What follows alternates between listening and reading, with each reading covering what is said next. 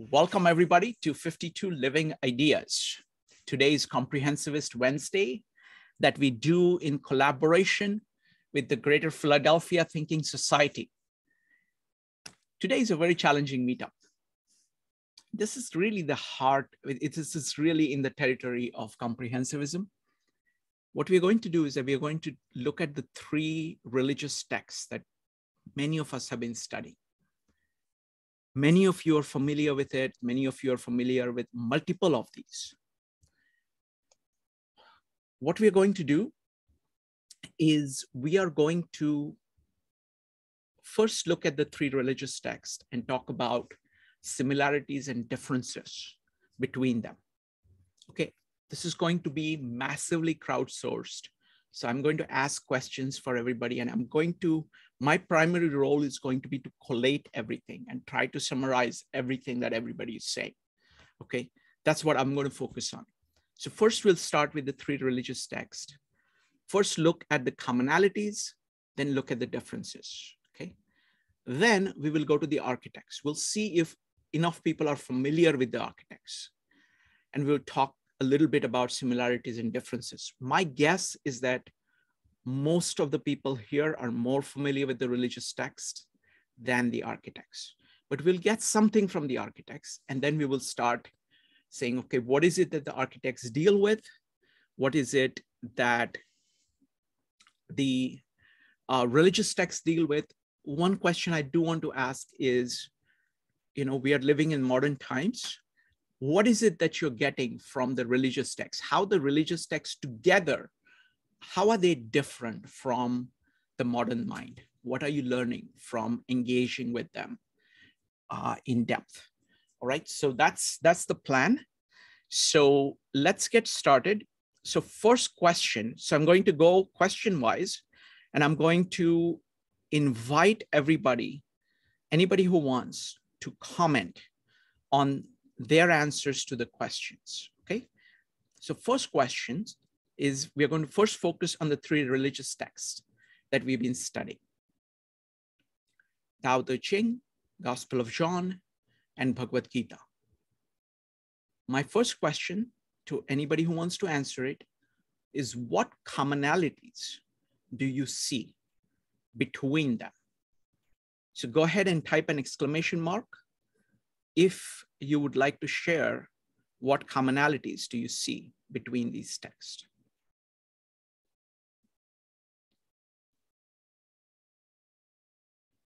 We'll start with Evanique.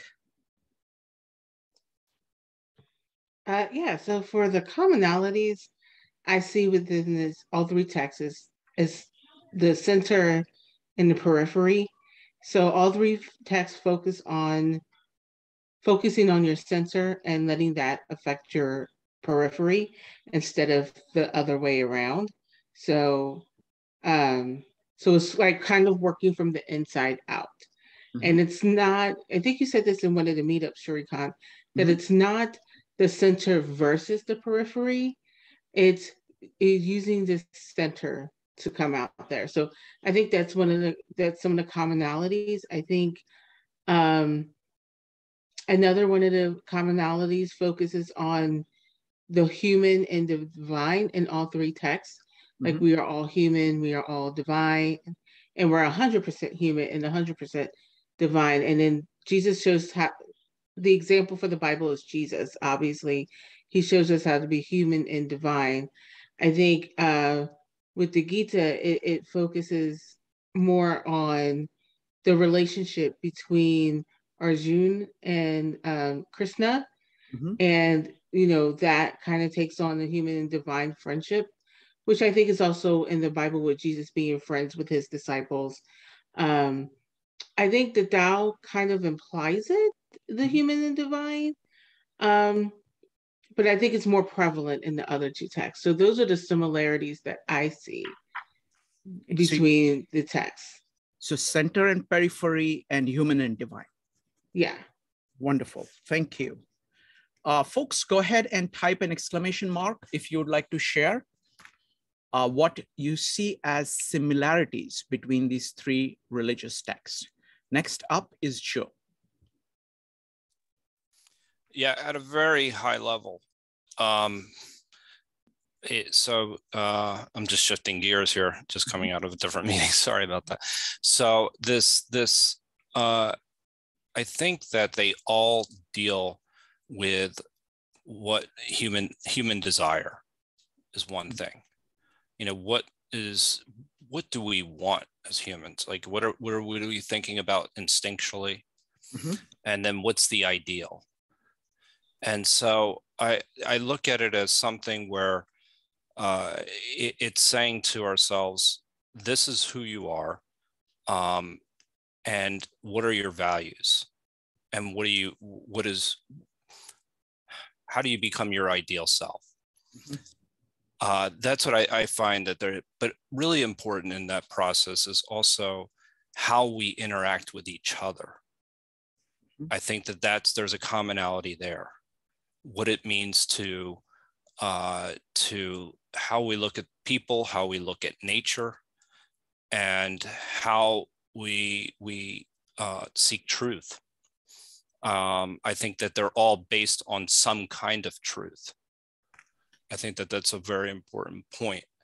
I think the one commonality that I think that's very strong and very evident to me is that our relationship to material things, and that they should not necessarily drive us. Mm-hmm. They also all speak to the idea of the human spirit, mm-hmm. in some way, shape, or form. Mm-hmm. The metaphysical and the physical. Mm-hmm. So those are very high level things that I'm just walking out of another meeting. So this is the first thing. If I were to, you can make relationships specific, connections between the different types of karma, and even what Christ preaches and things in the Tao itself. And I think that they actually all have a practical value. And I know some people may push back on that when we're talking about the Tao, in the sense that how to live your life. Those are just some very quick thoughts. Sorry, Sure. I'm a That's little all bit. right. That's all right. Let me go ahead and summarize the points that I see you making. One is that they all focus on the ideal self. They all talk about how do you interact with others. Mm-hmm. They talk about the relationship between spiritual and material, and all of them offer practical value. Certainly, Tao certainly does about how do you act. It talks a lot about that. Yeah. Very good. Next up is going to be Yogeshwar, followed by Katie. Folks, go ahead and type exclamation mark if you would like to share the commonalities you see between these three religious texts. Yogeshwar. First of all of them take us out of our rituals, the rituals that we have built from time to time, because even though it's based on a religious text, but still we are going to make the rituals more important. And then it takes away all the rituals and then puts back the life force that we're supposed to be moving according to. And what basically, another point that I will try to make is that they're all wanting to talk about something that we have not experienced. They're all talking about this one thing that is in all of us. And it's something that is common, that with all of us, whether living or non-living, whatever is in this world, it is in all of us, but at the same time, we do not experience it. So they're trying to make words for something that cannot be worded in a way. Beautifully put. Thank you. Thank you, Yogeshwar. Tao is very explicit about it in the beginning itself. Tao that can be named is not the true Tao. So you're trying to get at something which is common, that runs through everything, and which is hard to name. Thank you. Next up is Katie. I also love the point about the rituals, is that it takes us out of rituals, our habits, and back to a life force, back to something that is really important, that runs through us that we usually are not focused on. Thank you. Katie. For some reason, my brain had switched the question to differences. So I was, but I think that they're similar enough to still talk about it. Well, like the Tao, I feel like it provides guidance, and Jesus teaches more, like he's showing us through his actions how to live. Like they're both showing us. I think maybe the Tao like shows maybe principles a little bit more, and then the Bible focuses probably a little bit more on values. And I think in maybe similarity too might be like the Tao. The Tao says like the Tao which cannot be named is not the Tao. I think like even in the Bible too, like it's showing us the truth, but it's not saying that we're going to know everything about God. Thank you, Katie. Wonderful. So, folks, if you'd like to share what you see as the commonalities between these three religious texts, please go ahead and type an exclamation mark. Kevin. Yeah, I would say the three or other religion, even classic book is about kind of think out the box of thinking. Kevin, may I request you to speak a little bit slowly so people Okay, yes, sir. Your accent. Thank you, sir. You know, that's for me, it's maybe not close to what you thought. For me, it's all about out the box thinking, about a self and a universe, relationship between self and others. You can focus yourself, but actually connected to the others. And these others could be God, could be nature, could be your ego. For I know more of the experience of Tao, more I would say is part of my culture. What we're going to do is we will go ahead and after we are done with similarities and differences, then we will go to all these three one by one, and then talk about kind of what we see as unique characteristics of each of them. Fair enough? Fair. For me, it's all, you know, if I can say this, all from the human words, language itself. We need words, but we can not just addict to the words. Thank you. Thank you, Kevin. Next up is Brian and Penny.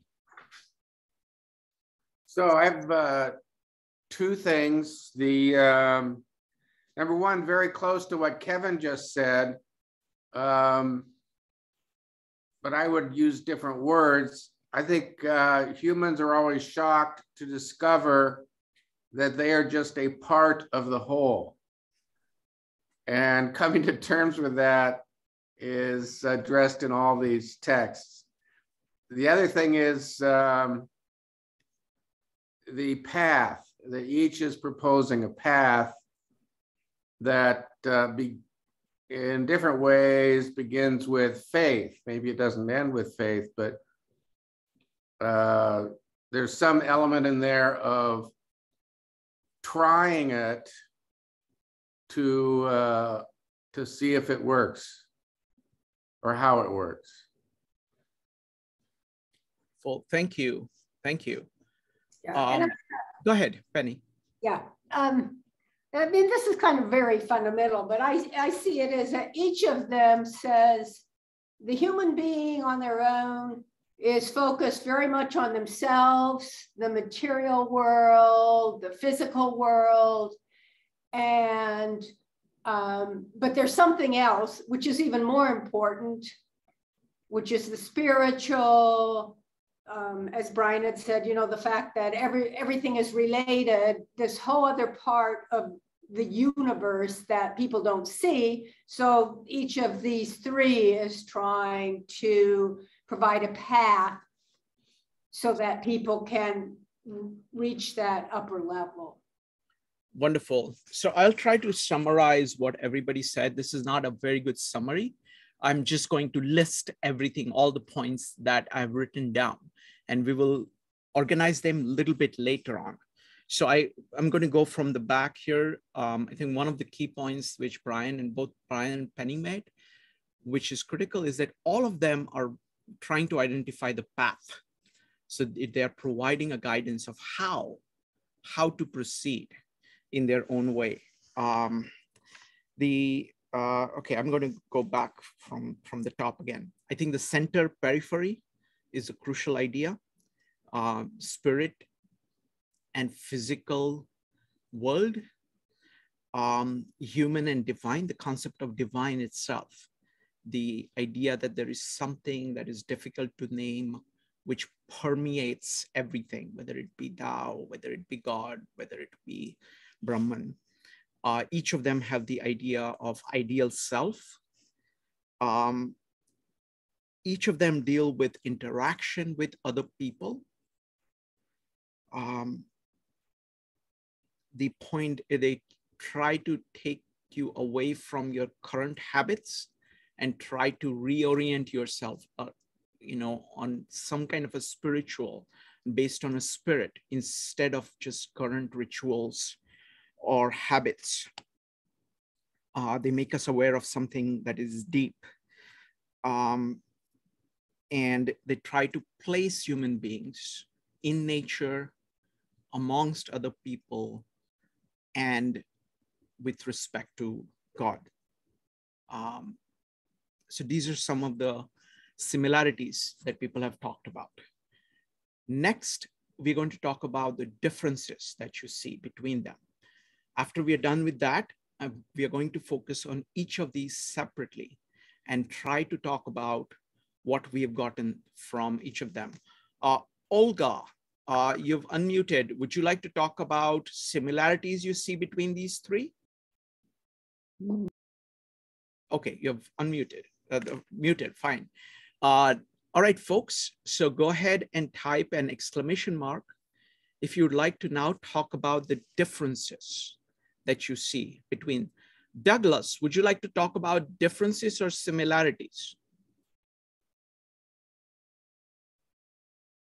Between thing, if you want to hear this, I got it. It took me 3 minutes. That's what I need. I'll give No. That's on enlightenment. That's later on. Oh, the okay. question right now on the table. Yeah, the similarities is that they all work to benefit of man. Okay, so each one of them designed too. Look at some of the designers.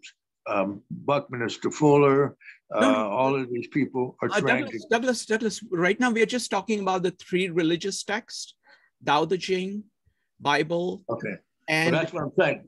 From bringing it in, the Taoism and the Bhagavad Gita, and they're all trying to build on the human being from becoming more able to do things and so on together. Like that's why I said, all of these are a path for people to, get their head together, okay, in a way, and design ways that are going to help people to be more happy and to be more better than they are, type of thing. So that's enough this one. But we'll get into the other one later because we have a whole. You'll see. I got 3 pages I had to do. Wonderful. Okay. Thank you, Douglas. Next up, so now we're going to be talking about the differences that you see between these 3 texts. We are doing a deep dive into each of these 3 texts. So we're going to see, first we have seen the similarities, then we're going to look at differences, then we're going to be talking about the nature of each of these 3.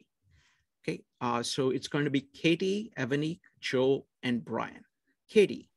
I think with the Tao, the relationship with nature is a little bit different. It's more of like where nature and human are all connected in one larger whole, versus the Bible, we see more like that God gets angry and floods the earth, with water, we see man stewarding animals onto Noah's ark. So there's kind of like a sense that maybe like we're maybe stewards of nature, a little bit more like we're supposed to take care of the earth, take care of, I mean, we could.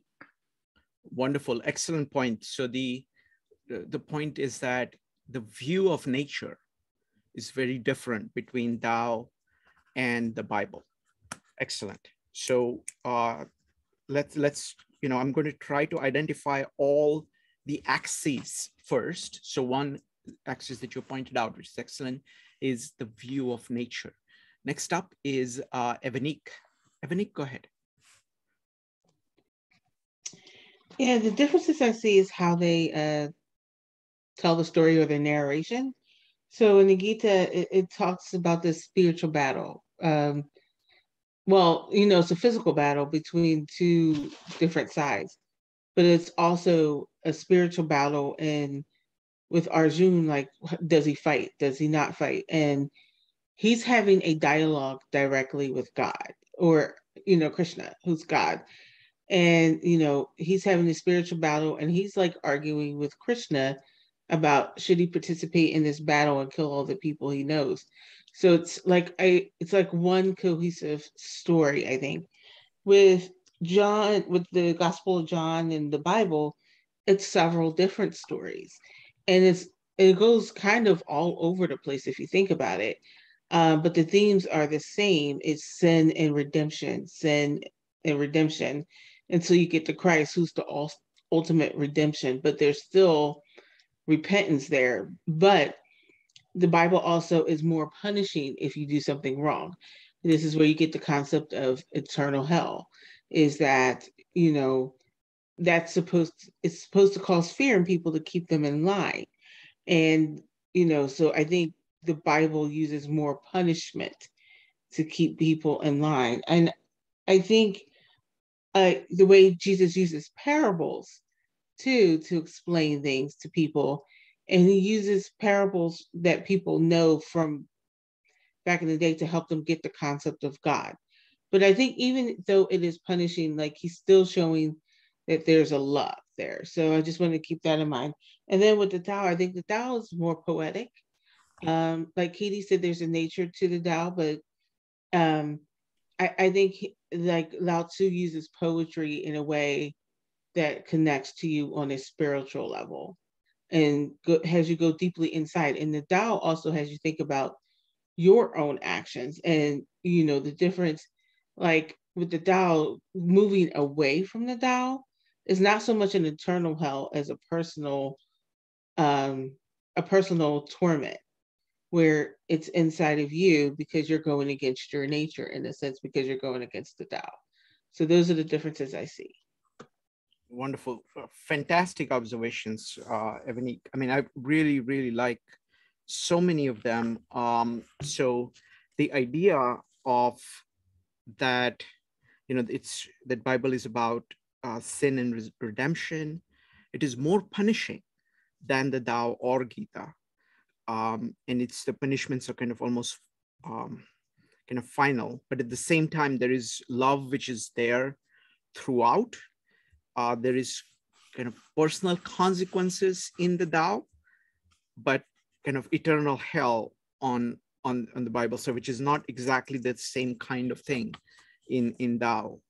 So excellent observations. Thank you. And the kind of poetic nature of Tao, kind of, it uses a lot of metaphors, whereas the Bible uses a lot of stories and parables. So in terms of just the mechanism through which it is done, whereas the Gita is just one story, one dialogue between that. So excellent observations. Thank you. Next up is going to be Joe, Brian, Mark, and Kevin. Joe. Yeah, so I think the use of story was, it's an excellent one that I was actually just thinking about.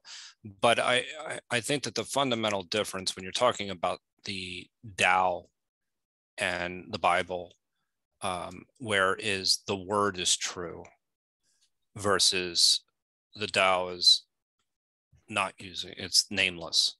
Yes. So that is a critical difference between the two. because then you have the categorizations and how you even engage and define God at that point. One of the major differences also between the Gita and the Bible is God is equal to you in the Gita, whereas in the Bible, God is external and he's above, which is a major difference in how you would actually interact in the world. If you think about that, once God is external, then you're a child of God, which you're supposed to see everybody else as a child of God, but then that still lends itself to a different type of hierarchy. So, and how people interact in their faith.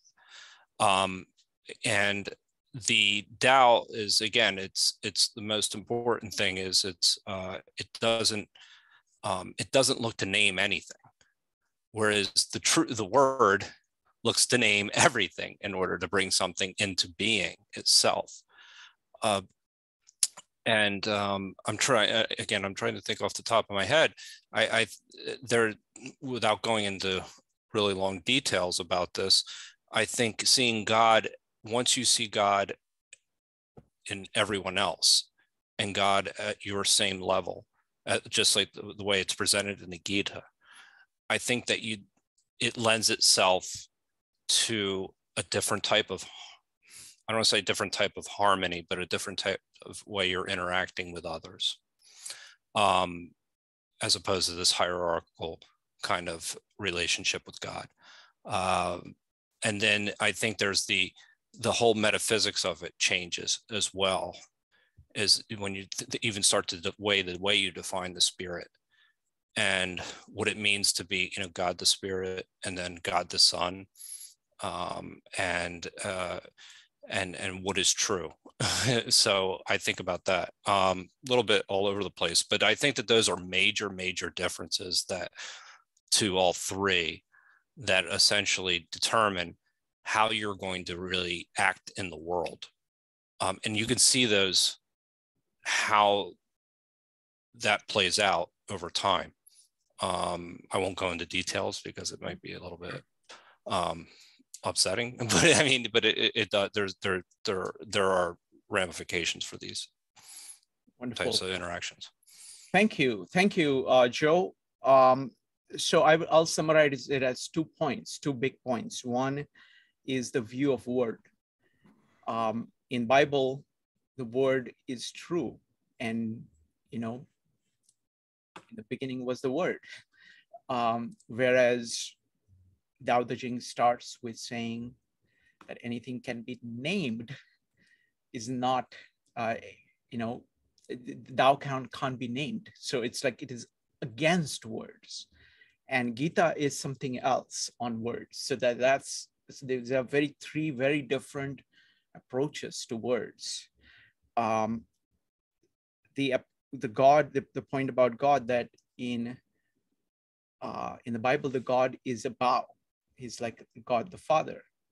Whereas the idea in Gita is Tad Tvamasi. So the God is in you. And the God is in others. So your, namaste is like God in me greets the God in you. And that's a very different idea.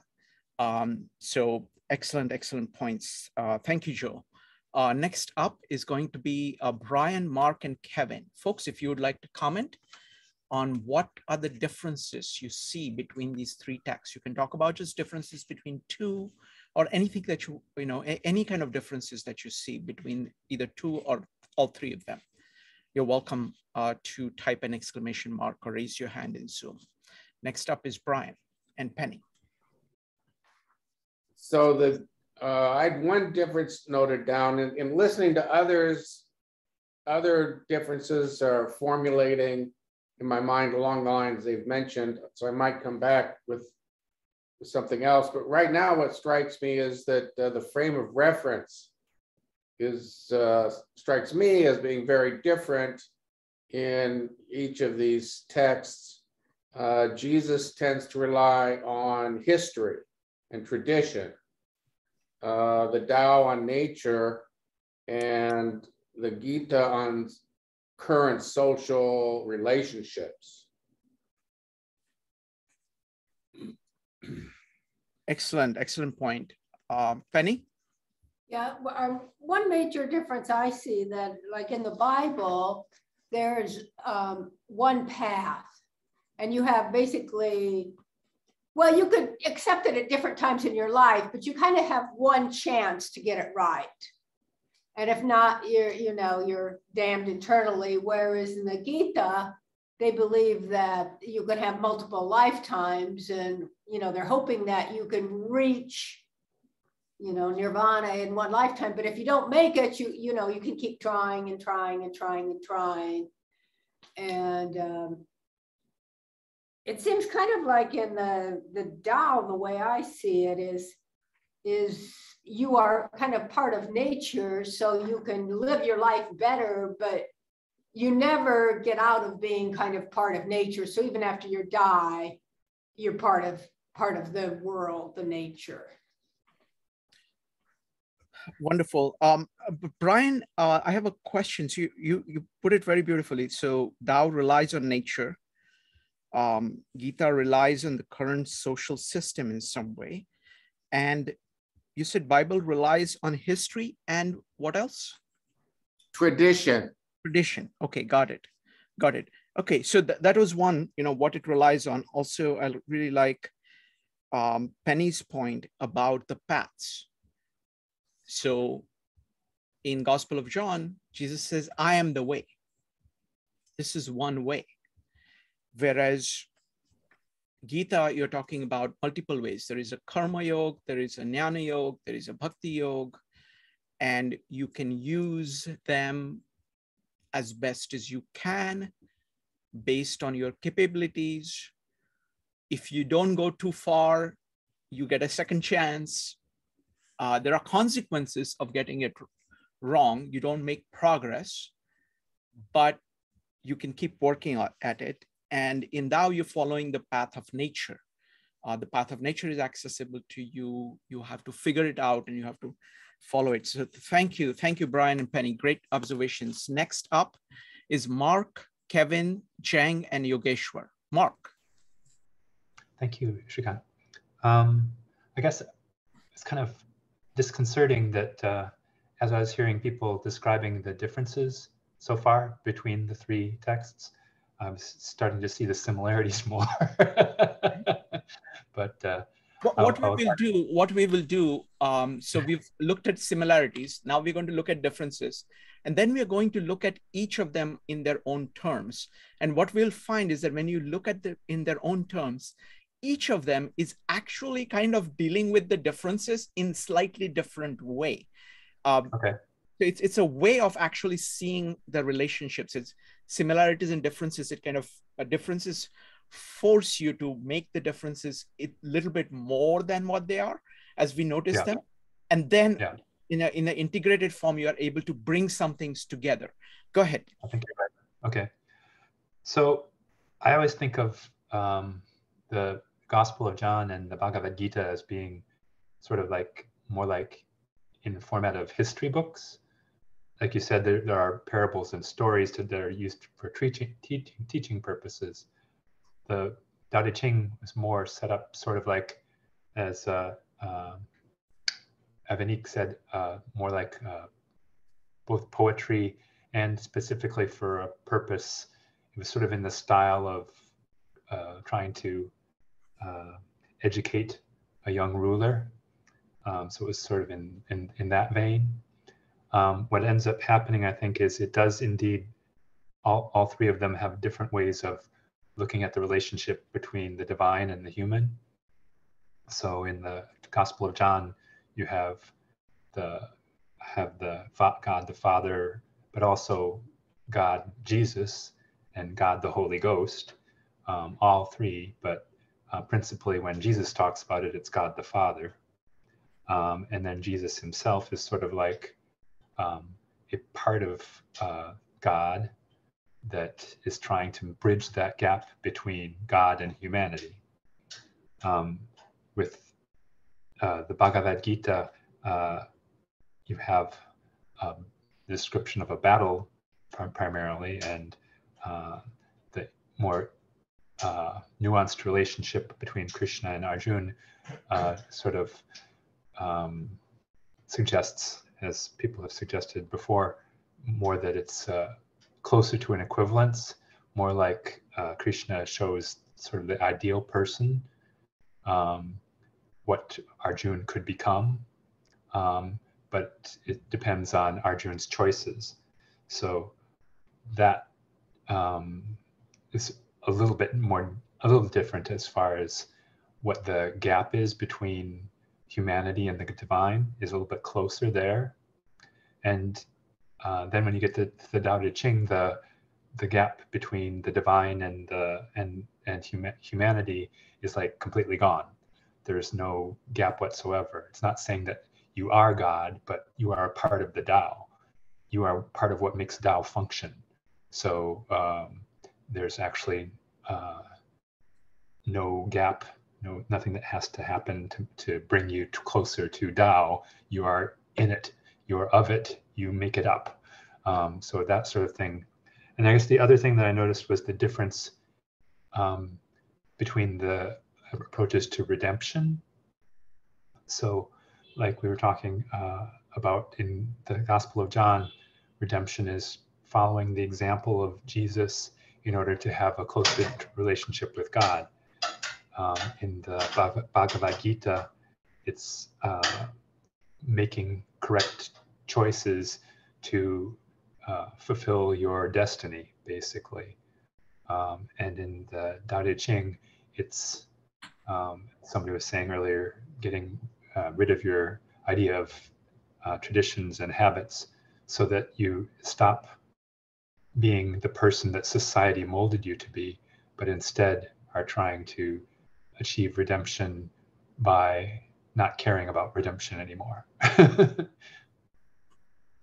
Wonderful. Thank you. Thank you, Mark. Great observations. I really like your distinction between the way in which divinity and human are seen, through the Trinity in Gospel of John and its interaction with human beings, through the relationship between Arjuna and Krishna, and then seeing that you are part of the Tao in Tao Te Ching, and the idea of redemption, redemption through Jesus, redemption through making the right choices, and then the idea in the Tao.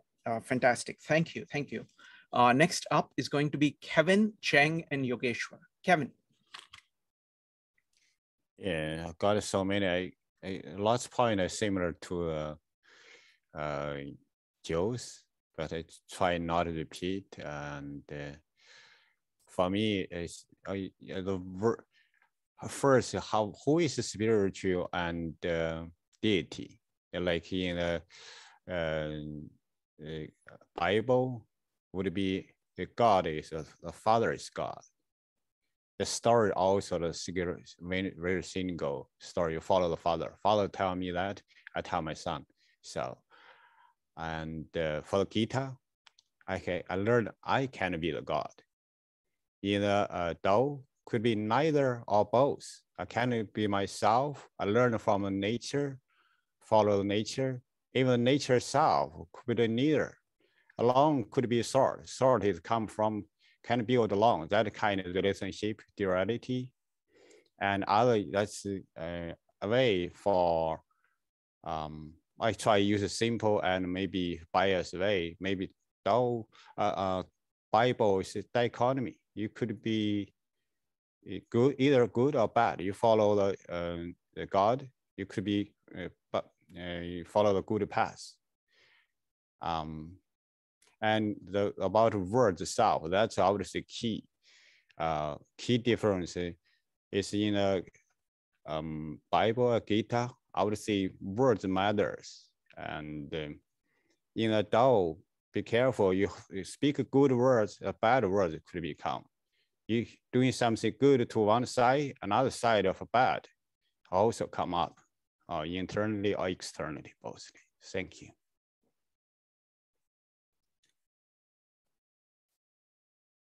You mute yourself, I guess, Shranka. Sorry about that. Sorry about that, folks.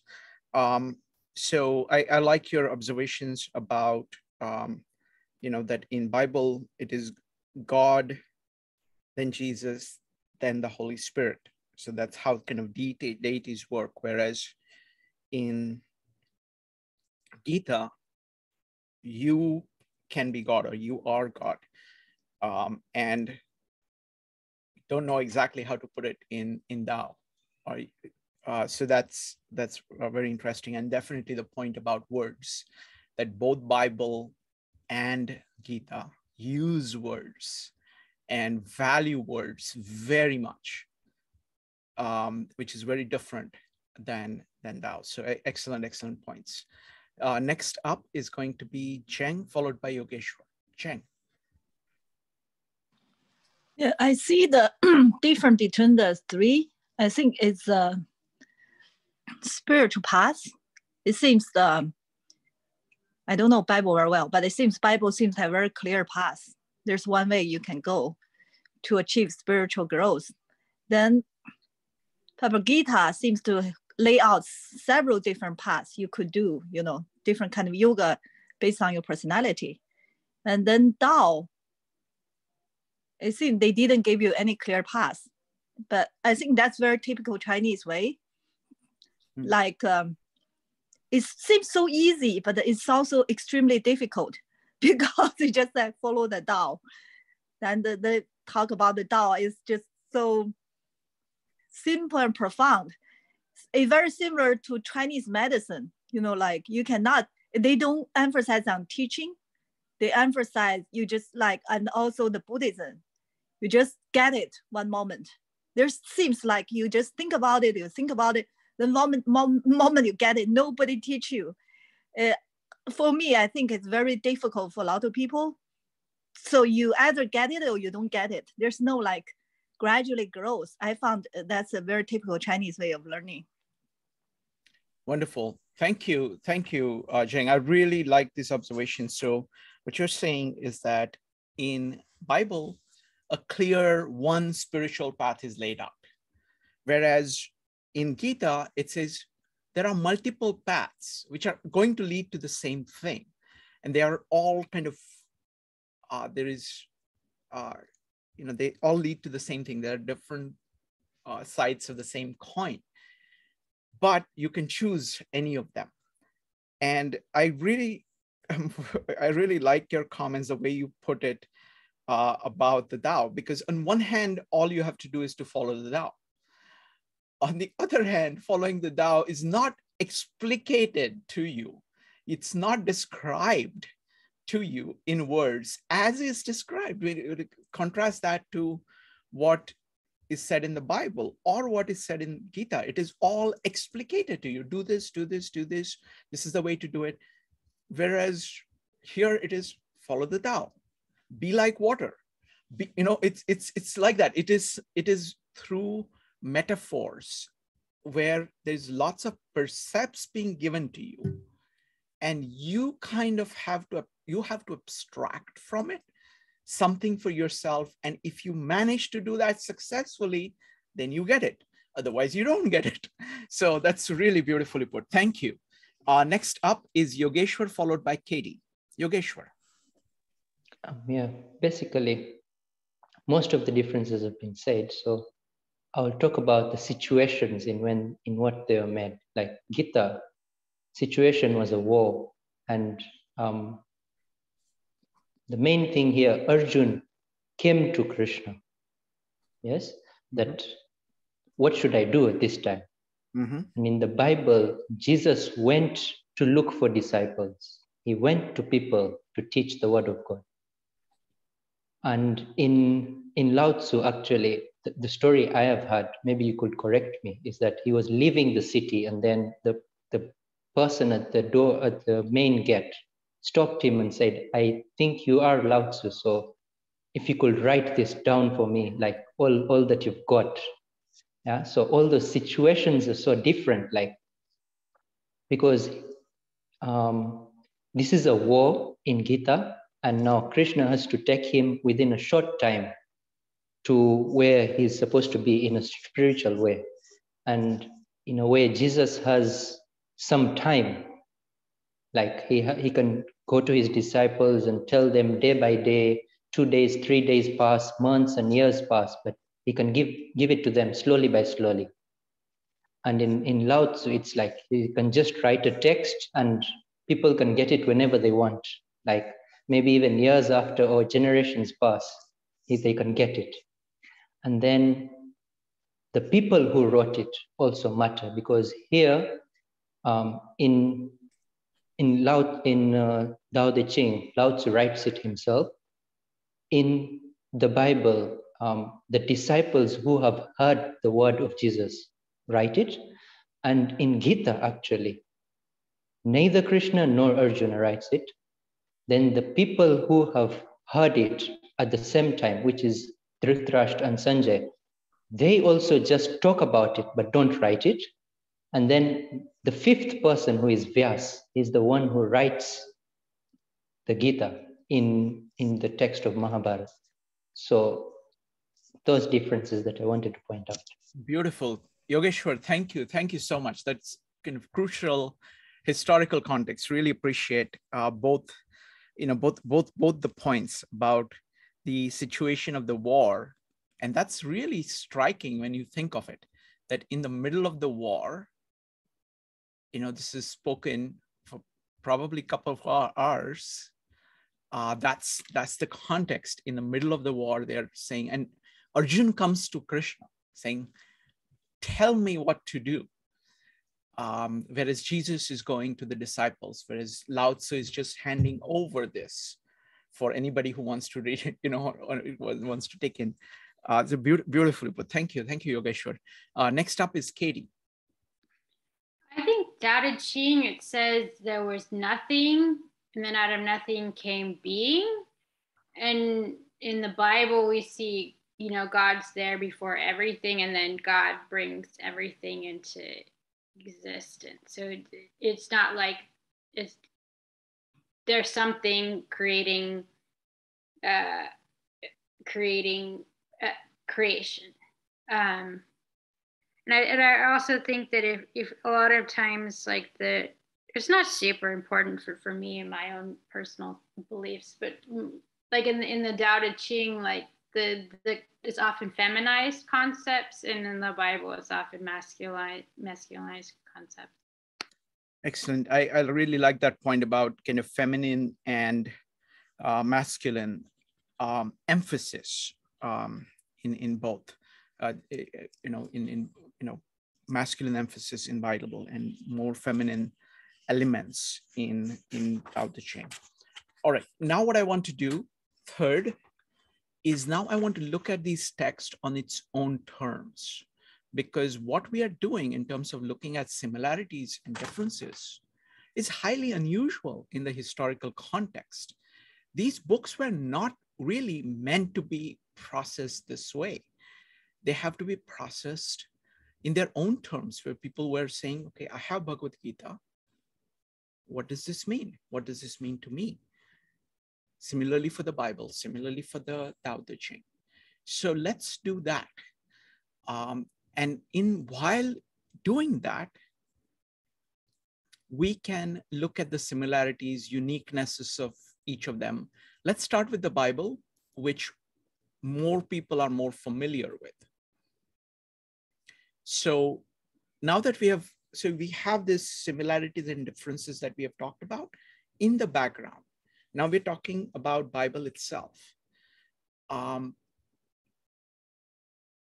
does Bible, so basically now what I'm asking is, how do these texts interact with somebody who is trying to get guidance from them? How do they speak to them?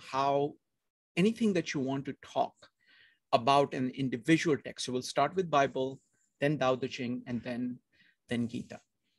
So who would like to talk about the Bible, about how Bible puts all of these elements together.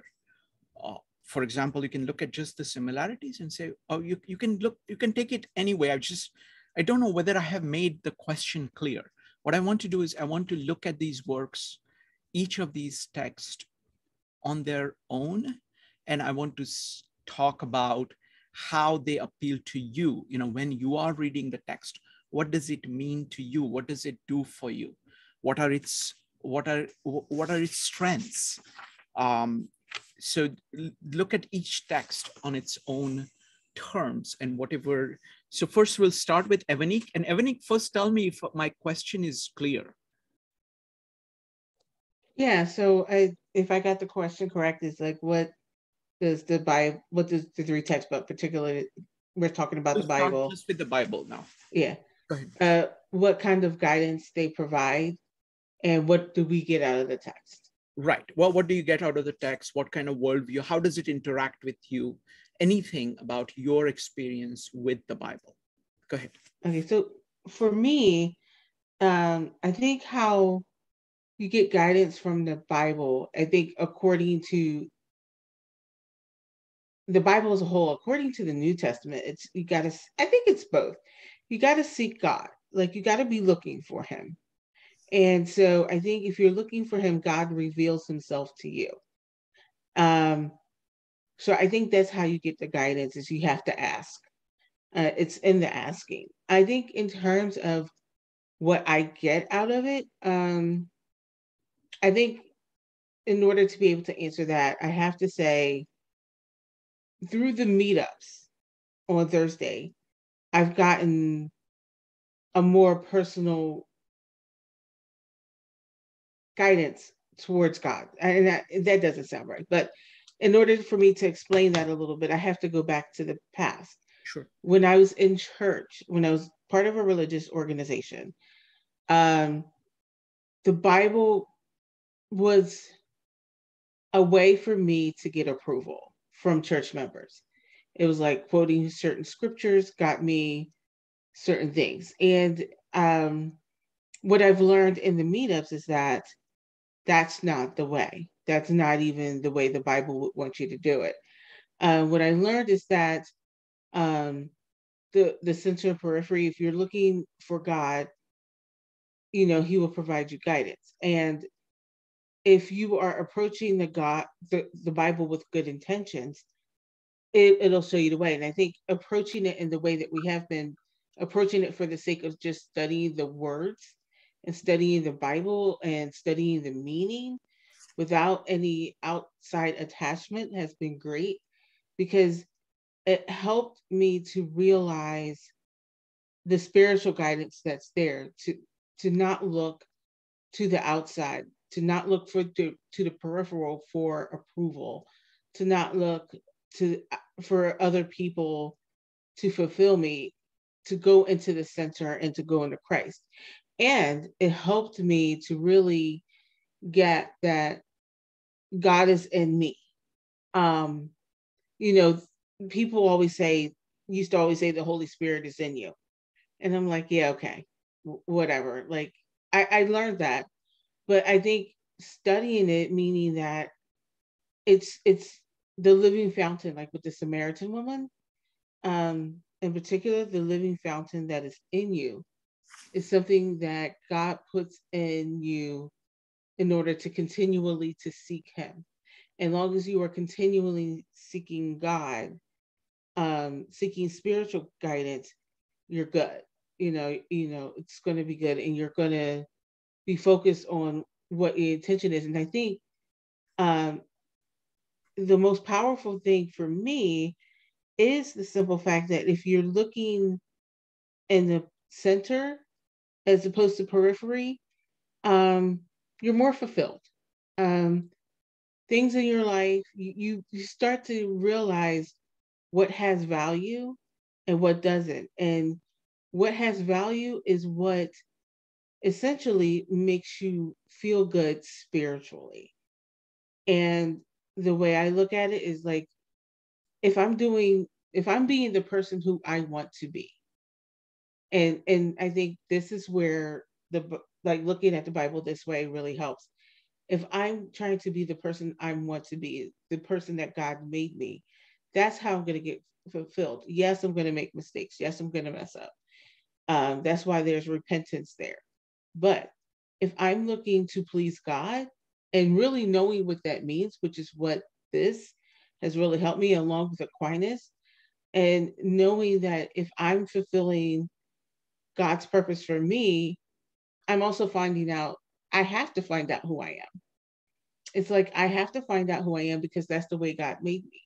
And once I'm fulfilling that, it's way more fulfilling than trying to say the right thing, do the right thing, just for the sake of approval of others. So that's what I got out of it. Wow. Thank you. Thank you, Avanique. That was fantastic. That was fantastic. Okay, I'm going to summarize after I hear everybody, but it's beautiful. Thank you. Next up is going to be Mark, followed by Joe. Mark. Hi. So I was actually raised in Christianity. That was my first religious path. And I did a lot of study. And I got the impression that of the four Gospels, the Gospel of John was probably the most mystical of the four. And it tries very hard to make the figure of Jesus to be a really miraculous figure by building up his history and all of his wonders and things like that. But I think, Evanique started to touch on it a little bit, was the idea that there is a path to discovering God in the Gospel of John, but it involves some sort of revelation based on the grace of God, so that if you are in need of God, God's grace appears, and that revelation that you have been assisted by God is what becomes your path into following God's will for you, basically. So there is a path, but it's not laid out for everybody. So even if you're raised in a family that practices Christianity and reveres the Bible, everybody has to discover God for themselves. And the path that in John that seems to be most frequently espoused as being the way is knowing God through his grace, basically. So I'd argue that that is sort of like a personal revelatory path more than it is the sort of group or institutional path that we've come to expect it to be. Wonderful. Thank you. Thank you, Mark. Next up is going to be Joe, followed by David Norton. Joe. Yeah, in studying the Bible, there are, a few things that I've gotten this time around that as opposed to when I've looked at it in the past. The first thing is I've gotten a little bit more knowledge about the history of the time itself. What Christ is actually saying. He's criticizing the institutions many times. And I think that that's a really important point as to even ultimately his faith, but also what it's saying in general about the individuals of the time. I also think that this time around, I'm also seeing how Christ's words are really an attempt to bring order to the world. That's what I mean, in the sense that he's talking about things like mercy. He's talking about things like sacrifice, and he's talking about some basic fundamental ethics. And so when he's forgiving the woman for the adultery, when he is talking about himself being sacrificed, I mean, these are profound concepts that I'm looking at sacrifice completely different. There's even looking at it from what sacrifice even means from a conscious standpoint. The idea that you're making a bargain with the future. That's, you know, looking at Christ from that perspective has been very different for me. So I think that the thing that I've actually, that the Aquinas text has really given me, and then this has also helped, is that it's also given me a different viewpoint as far as what Christ was really trying to say and to whom at a particular moment in time. That's a very important detail to have, because, and that's given me the understanding of the institutions that were governing him. So one aspect of it is, you know, by criticizing the leaders of the time, he's criticizing these institutions and saying that they're not following God. And we've talked about this in our meetups. And by saying that and saying, I am God and this is the way, you know, this is the truth. I think that this is this is an important thing to recognize, because I think that people that have drifted away and actually shifted their actions more towards systems and institutions and less towards God and justice and truth, I think that that's really what the message that I'm kind of getting out of this, and that's the dangers that come along with that.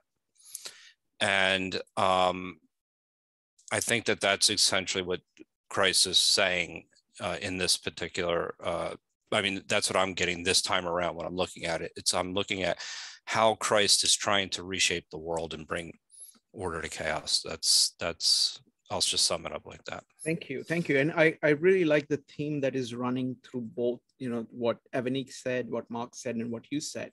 It is going back to the core of your being and moving from there, instead of relying on social systems, rituals, external systems which are there, which try to capture things at one point, even though even when they have captured things at one point, and they're trying to do the same thing, they're trying to promote the same thing. The real action comes from an individual going from the core of their being and acting towards God from there. And that is what actually produces good things. And that's what Jesus is all about. It's kind of going back to the root, going back to the spirit. Thank you.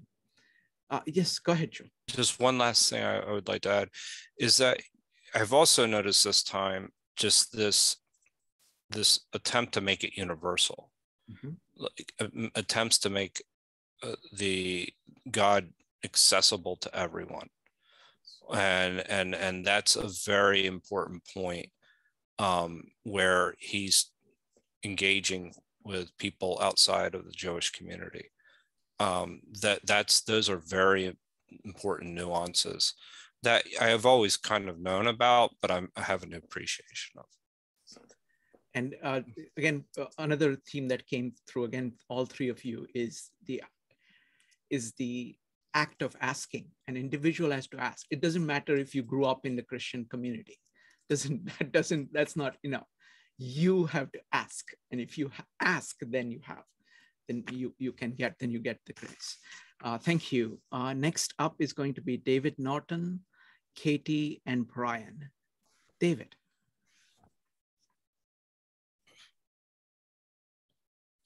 David Norton, you need to unmute. Yeah, okay, I unmuted, I'm ready. Takes me a while to think, it's an old man thing.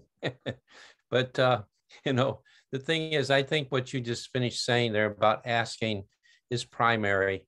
And the thing is, it's one of the commands of Jesus Christ. Ask and the door shall be opened unto you. I mean, it's essential to the Christianity. If you don't do that, then God can't help you. It's that simple. But the thing is, we're talking about a pathway to me, I believe there is a pathway that's within inside of the Gospels. And especially the thing is, you can take John itself, because when it first opens in the first chapter, he says, in the beginning was the Word, and the Word was with God. What this does, it takes us all back to the book of Genesis. And in the book of Genesis, God gave instructions to mankind to take and name everything according to its kind. And the thing is, we do that today when we come up with new events that are there. We create a word to describe that particular event. So the thing is, this here sort of, what do you call it, event actually still lives in our lives today and is a part of our lives, whether we realize it or not. You know, another thing that is part of the pathway is the thing is, like in the beginning of the book of John, when he's getting his disciples, most of them recognized the fact that he was the Messiah. And recognizing the fact that he was the Messiah meant that they were believing in the prophecy of God in Deuteronomy, where God says, I'm going to raise up a prophet like unto you, Moses, and I'm going to put my words into his mouth. And the thing is that there is part of the pathway. And when I'm reading myself, all these different things, I look for what God is saying in that there that actually relates to the event that I'm looking at or trying to understand in life. And then the final one was at the crucifixion of Jesus Christ, where Pilate put up the sign above his head, and he put it in 3 different languages, the King of the Jews. Now, the thing is, it also says in Deuteronomy that we are to place a king above ourselves. Okay, that's somebody to take and look to learn from. So the thing is, to me, the pathway is that there as well. So when we take and look at the teachings of Jesus Christ, we can't only read them literally, we have to read them spiritually, because that's the only way we can understand them. Because to me, they're all parables, metaphors, whatever you want to talk, whatever you want to say. You know, it's sort of like you're talking about Krishna and pushing the idea of asking a question. We don't learn anything without doing that simply. And the thing is, we're all going to make mistakes. And through those mistakes, we ask more questions and we learn more. And that's how wisdom is developed within all of us. And that's what I got to say. Beautiful. Thank you. Thank you, David. Next up is Katie, followed by Brian and Penny. Katie. I had 3 quick points. My first point was about rituals. I guess I kind of have I like how Jesus does it. I have a slightly less negative view of rituals. I think of rituals as, well, at least you're thinking about it. And then you know, a deeper level would be knowing why you're doing it and seeing the deeper meaning about it. And then the second point was, it's also been interesting to look at Jesus as a historical figure. Like, why was he crucified in the Roman Empire? And now I see him kind of as a rule breaker. If you look at him from a, you know, so maybe someone who didn't, from like maybe a perspective of you could see like why he might have been viewed suspiciously. And then my third why I've enjoyed this discussion is, and you had mentioned it before about the Gita, with like trying to resolve contradictions that you see, like, well, you say you're loving, but then I see evil in the world, like, and trying to like resolve these things that kind of feel unsettling. And I even sometimes go to groups where everyone in the room believes, and I listen, and even people where everybody believes, they still sometimes have a hard time reconciling how does God let, you know, a child get cancer? They still, you know, that's still something that they have to work through. Thank you, Katie. Next up is Brian and Penny. So the question I had here: how does the text interact with someone trying to get guidance? And and we're talking about the Bible. I can't help but, you know, you said with the similarities and differences in the background, I can't help but reflect on the other 2 texts. Brian, what we're going to do is that we're going to deal with the other 2 texts explicitly right after this. So the next question is going to be, how has Tao helped you? So we'll do the separate ones. So just talk about the Bible for now. Okay. Well, you've asked now how the Bible helps me. That's a little different from someone trying to get guidance. Okay, so I was not very good about the question. So let me see. I want to see how does, basically the question which everybody seemed to answer is that how does Bible speak to you? How does it operate in you? How does it help you?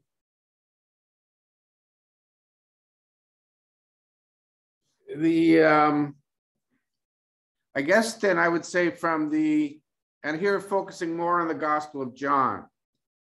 The Gospel of John is the example of Jesus the person.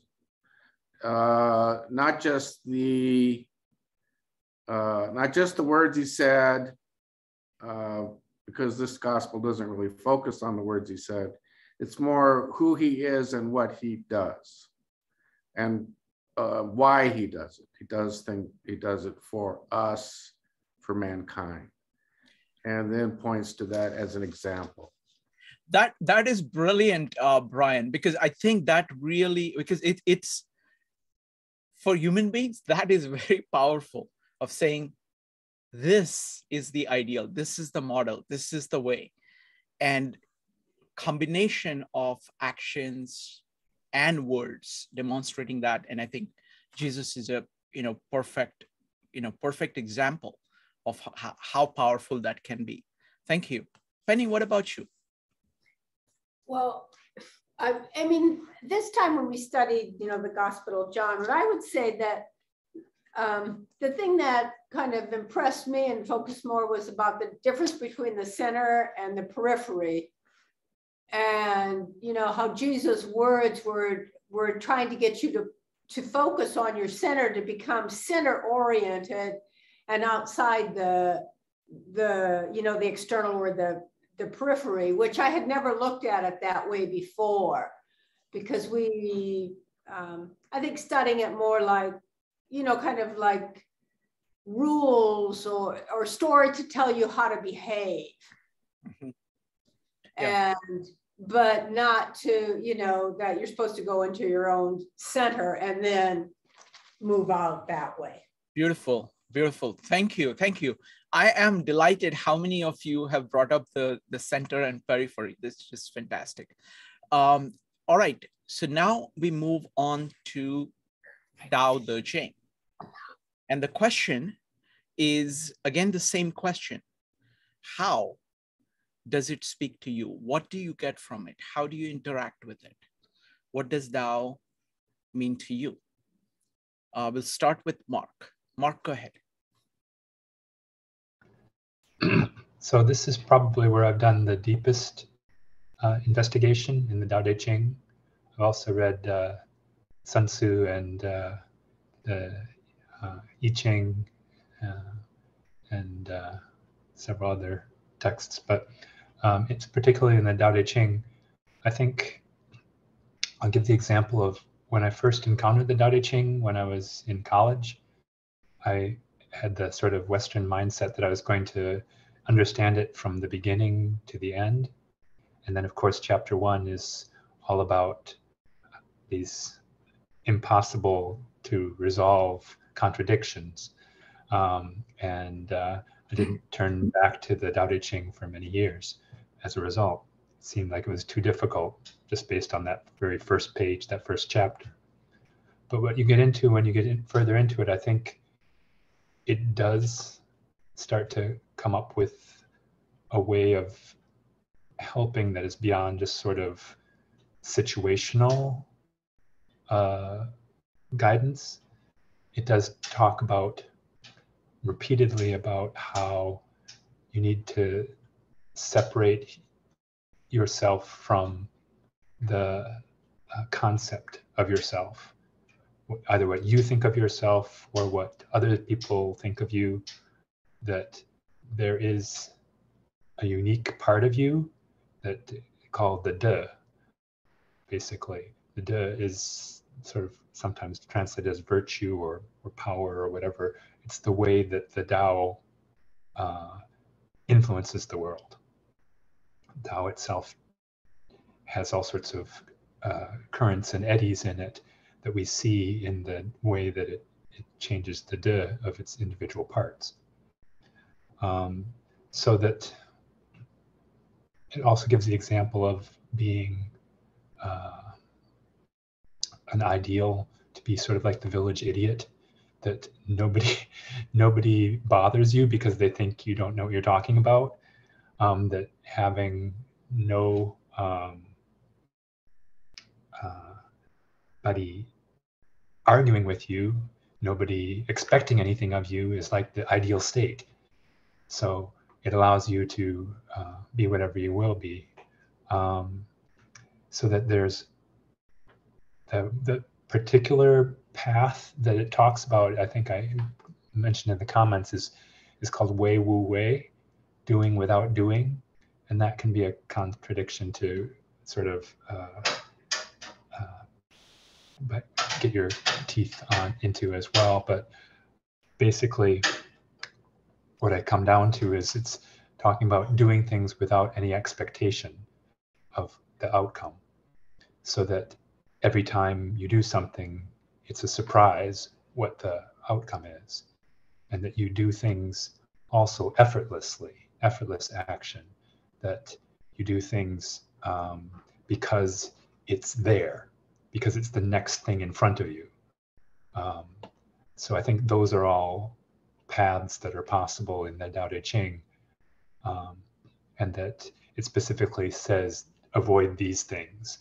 You know, don't be too proud, be more like water, that over time can wear away rock, but it does it very slowly.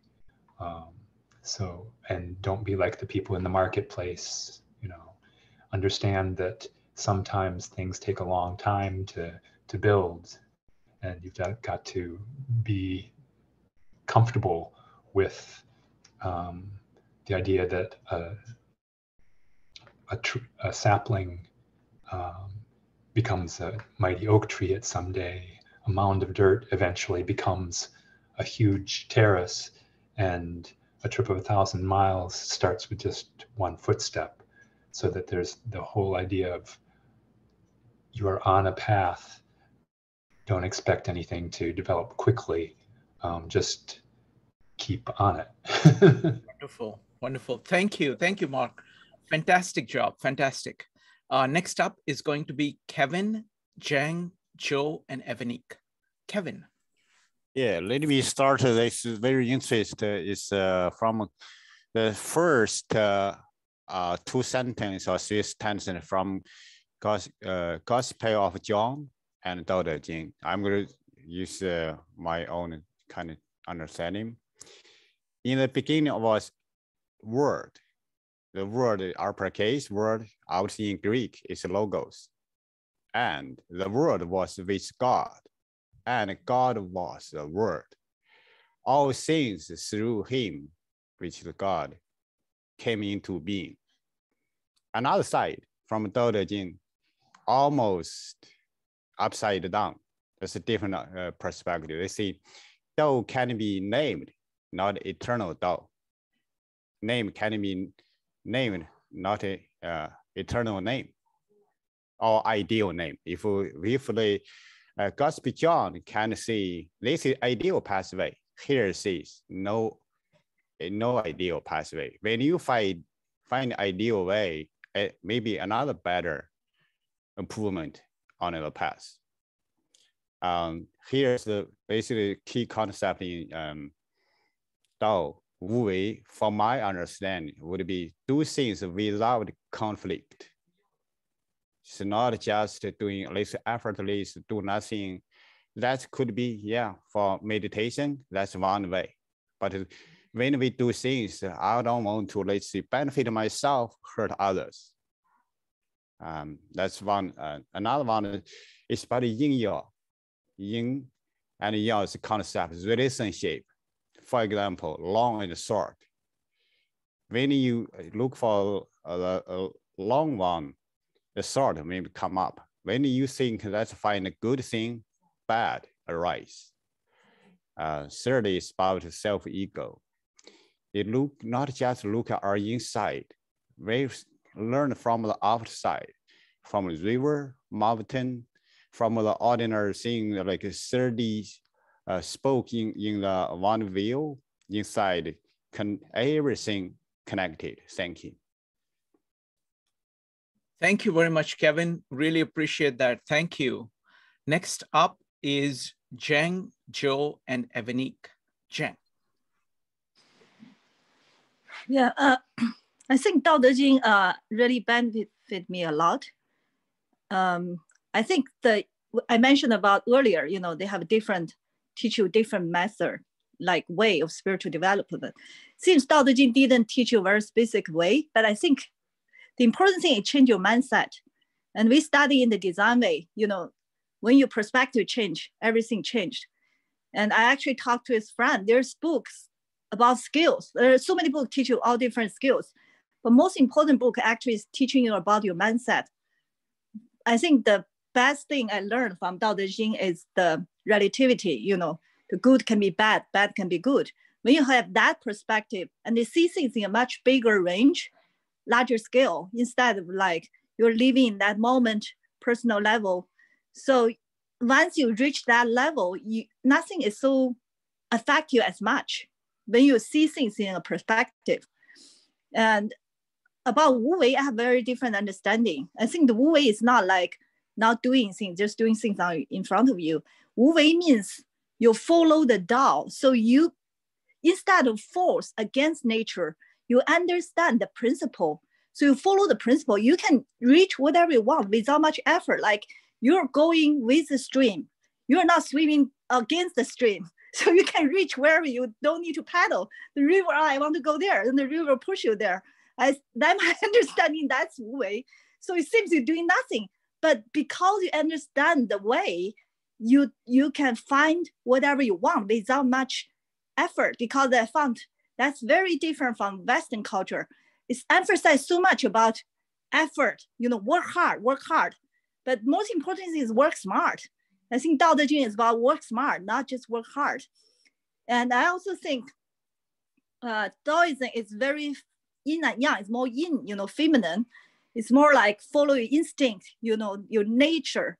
And then the Western culture is very young. It's like you work hard, you know, like masculine. I think the balance will be good. You know, I think for young people, maybe learn more about Western culture. As you get older, learn more about Eastern culture, because then you're more happy with yourself, more relaxed. So I think that's a good combination for personal development. Wonderful, great observations, Zhang. Thank you. Next up is Joe, followed by Evanique. Joe. So Jing took everything. I mean, everything I really wanted to say. And then she capped it off with even talking about the feminine. So I grew up in the Catholic religion where, you know, the Blessed Mother has a role, right? It's a very high role, but it's still a role. Whereas this is the Tao Te Ching it explains femininity in a different way, as complementary and as something that is equal importance, actually more importance in some ways, I would say. And primarily one of those things is that the understanding of change in that. So to be yang and essentially this rigid way of thinking and resistant to change, as opposed to being yin and going like water and accepting the change, going with the flow of things. This is a fixed versus growth mindset. And that's a really important thing. It's about being open as opposed to being closed. And so for me, when I read about water or I read about nature and the power of nature, for me, it always resonates with me as what femininity has taken on a new meaning for me personally when it comes to the Tao Te Ching. And I think it allows you not only to, it allows you to, so as I talked about in the past, like Stoicism has a way of You're not, it's your reaction to things that you're in control of. But if you're going with the flow, it's much easier if you understand nature and you're reading the Tao Te Ching and you're understanding that you don't necessarily have to be right. So if that, and maybe I'm not saying that correctly, but to me, it's the beauty of femininity that has really kind of resonated with me more than anything else, probably with the Tao Te Ching. And again, it's that fixed versus growth mindset and the ability to change and adapt to any situation. And you kind of see that throughout the Tao. Wonderful. Anyway. Thank you. Thank you, Joe. Next up is Evanique. What I'm getting from the Tao is, first of all, just on a general level and understanding beginner's understanding of Eastern philosophy. It's one of those things where I always wanted to know about it, but I never took the time to learn. So this has provided the opportunity for that. The big thing I get is the Wu Wei, which is action. It's like, it's not inaction, but it's like ease of action. I guess that's the way I would describe it, is that action with, it's like acting with ease. It's like not looking to get it right, or not worrying about the result. I think, like the attachment thing. I think not being attached to the result, just acting out of virtue, acting out of the Tao. Like you're working because you need to work, and it's not putting so much emphasis on that. Another thing I got is flow. Especially, I think Mark covered it, but when in the Tao talks about the water and how the water shapes the rock, and it's like the flexible that shapes the inflexible. And I had read it in the Tao, and I think it's on either chapter 7, verse 76 or 77, where it talks about a dead body being rigid and things that are alive are flexible. And I think it especially helped me because I could be more of the rigid side. And so when you put it straight like that, like, being rigid is being dead, it's like, oh, well, that hurt a little bit. But what I got is like, being flexible is the way you live, and you kind of don't worry about it. And I think it just leads to the ego letting it all go. Like, I used to be so worried, and I still am, but I used to be so worried about people hurting me that I wouldn't let people in. And, just building that wall. And that was my ego, because I was like, I'm just not going to let that happen. And now it's just kind of like, well, if it happens, I'll be okay. I'll move on. That's what usually happens. So I think like letting that go a little bit and not trying to be the strong one all the time really helps. And I think the last thing is about the which Mark was talking about, which is the virtue. And it's the way it's I think the virtue part is, what is good to act from. So it's to find out if I'm acting on virtue, which was talked about when Joe was doing the Stoic meetup. I think it was now 2 Sundays ago. And it's like, if you're acting from virtue, that's all that matters. And really getting that point, and I get that from the Tao, it's more like acting from virtue, like what do I value? And if I act from what I value, then the result is not as meaningful as so much as the intention in which I'm acting from. So that's what I got. Wonderful. Thank you. Thank you, Evanique. So now we're going to go to Brian and Penny, followed by Katie, and then I'm going to ask the same question about Gita. Brian and Penny. So again, the question I have is, how does the text help to guide me? And there I would say I've really been struck by the metaphors from nature that are used in Tao Te Ching. And like Evanik and others, you know, this is just my first introduction. It's really been wonderful. So I'm sure I'll continue to learn in different ways. But in this first time through, the thing that really struck me is the playful paradoxes and puzzles that were presented, and then just brought me to new insight. And I wouldn't say it brought me to new insight all by myself. It's with other people in this group. So there has been a process there, but I would say that the paradoxes, the puzzles, were the gateways to insights for me through the Tao Te Ching. Thank you, Brian. Penny, would you like to add anything?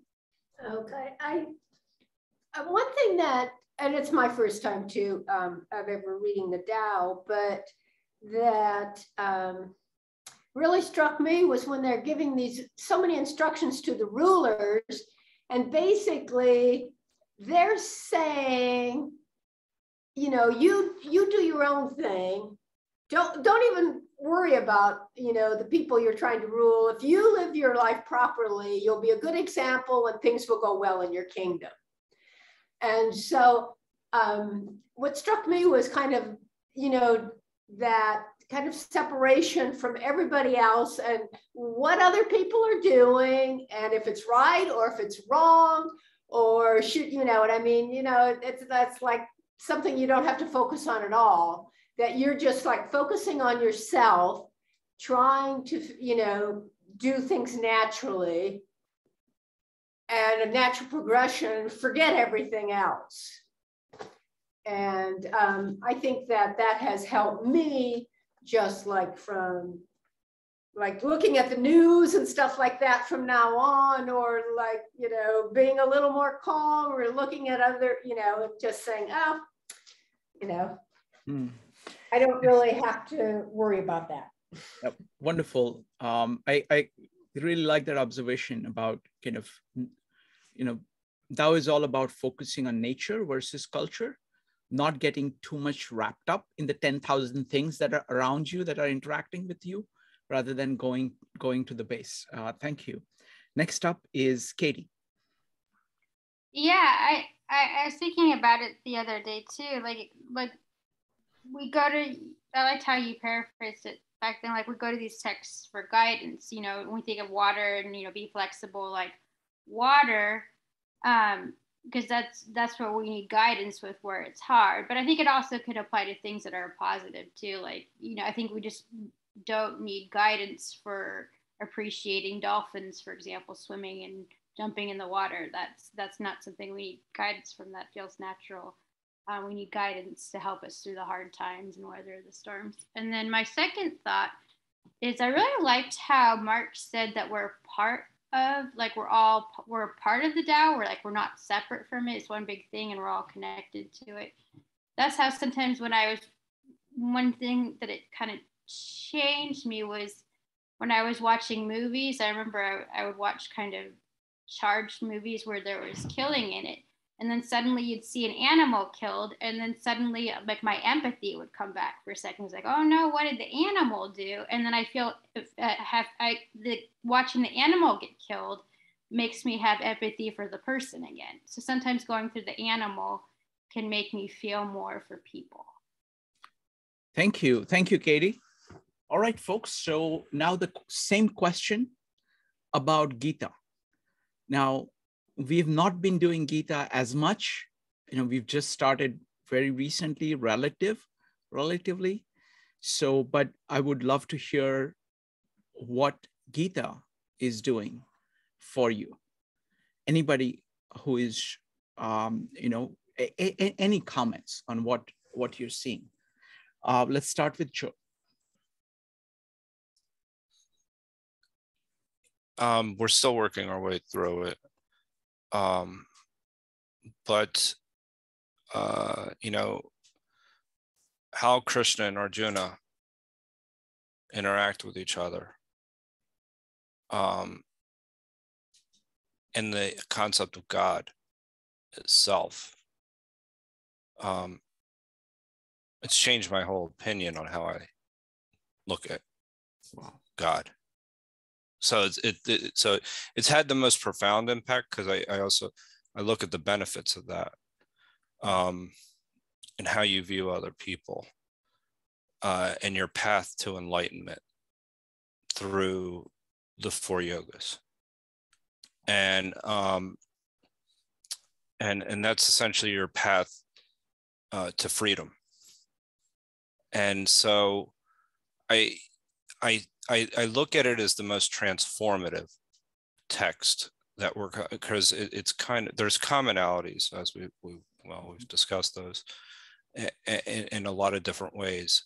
But if you start to see the God in everyone else, that transforms how you're going to interact with the world and everybody else. And not that you don't see that. It's not that I didn't ever see that before, but it's been defined in a way through the Gita that makes more sense to me. And it's not dogmatic. So the primacy is on knowledge. So that is a way to path to freedom and enlightenment. To me, I think that it's proving to be the most transformative experience. Wow. Of the 3, all 3 are providing me with something. The Bible's providing me with something different, but I would say that this is perhaps the greatest lesson of the 3. Again, the Tao has a lot of things as well that I really, really like. But if we're talking strictly from a religious, metaphysical standpoint of the 3 texts, and I think now that we have it the way it's set up, I think we have a really good way of doing it with the Yoga Shore and yourself. So anyway, that's Thank you. Thank you. Thank you, Joe. Thank you. This was very, very helpful. Thank you. Next up is going to be Evanique, followed by Ching. Evanique. Yeah, I think the 3 main things that I'm getting from the Gita is the idea of attachment and works. When Arjuna and Krishna are talking about, like the works, or what's the purpose of the works, and Arjuna asks Krishna, why are you telling me to do works if going another path is better? And he's basically saying is that you do the work to do the work. You don't do the work for what you're going to get from it. You don't do the work for the result, or you're doing the work out for you, and it's out of your center. And so when that's very powerful, because we all have to do the work. Like, we all have to work. We all have to feed ourselves and do things. But being attached to a result, or having it be perfect, or doing it to impress others, or doing it for the world's approval, it's not the way. He's like, you're doing it just for the purpose of doing it. So I really like that. So the idea of the attachment. I think Namaste as well is the God in me sees the God in you. I think it really does a good job of bringing the concept of why, even though if someone disrespects you, or someone hurts you, like, why you don't take revenge, why you don't, why you don't stay angry with that person, because you recognize the God in them. And it's even if they don't recognize the God in themselves. And it doesn't mean that you let them back in. It just means that you let go what they did, because what I've been learning, what I've been getting is that if someone hurts someone, that's on them. That's not on you. And so when you recognize that maybe they don't recognize the God in them, you know, maybe you being kind to them will help them recognize the God in them. And if it doesn't, you're still working, you're still acting from your virtue. You're still acting. And I think the last point, what I'm getting, I'm still learning about because it's so new, is the different paths of the yogas. And I think all of them give me, I think they're within all of us. So, you know, just learning about those has been fascinating.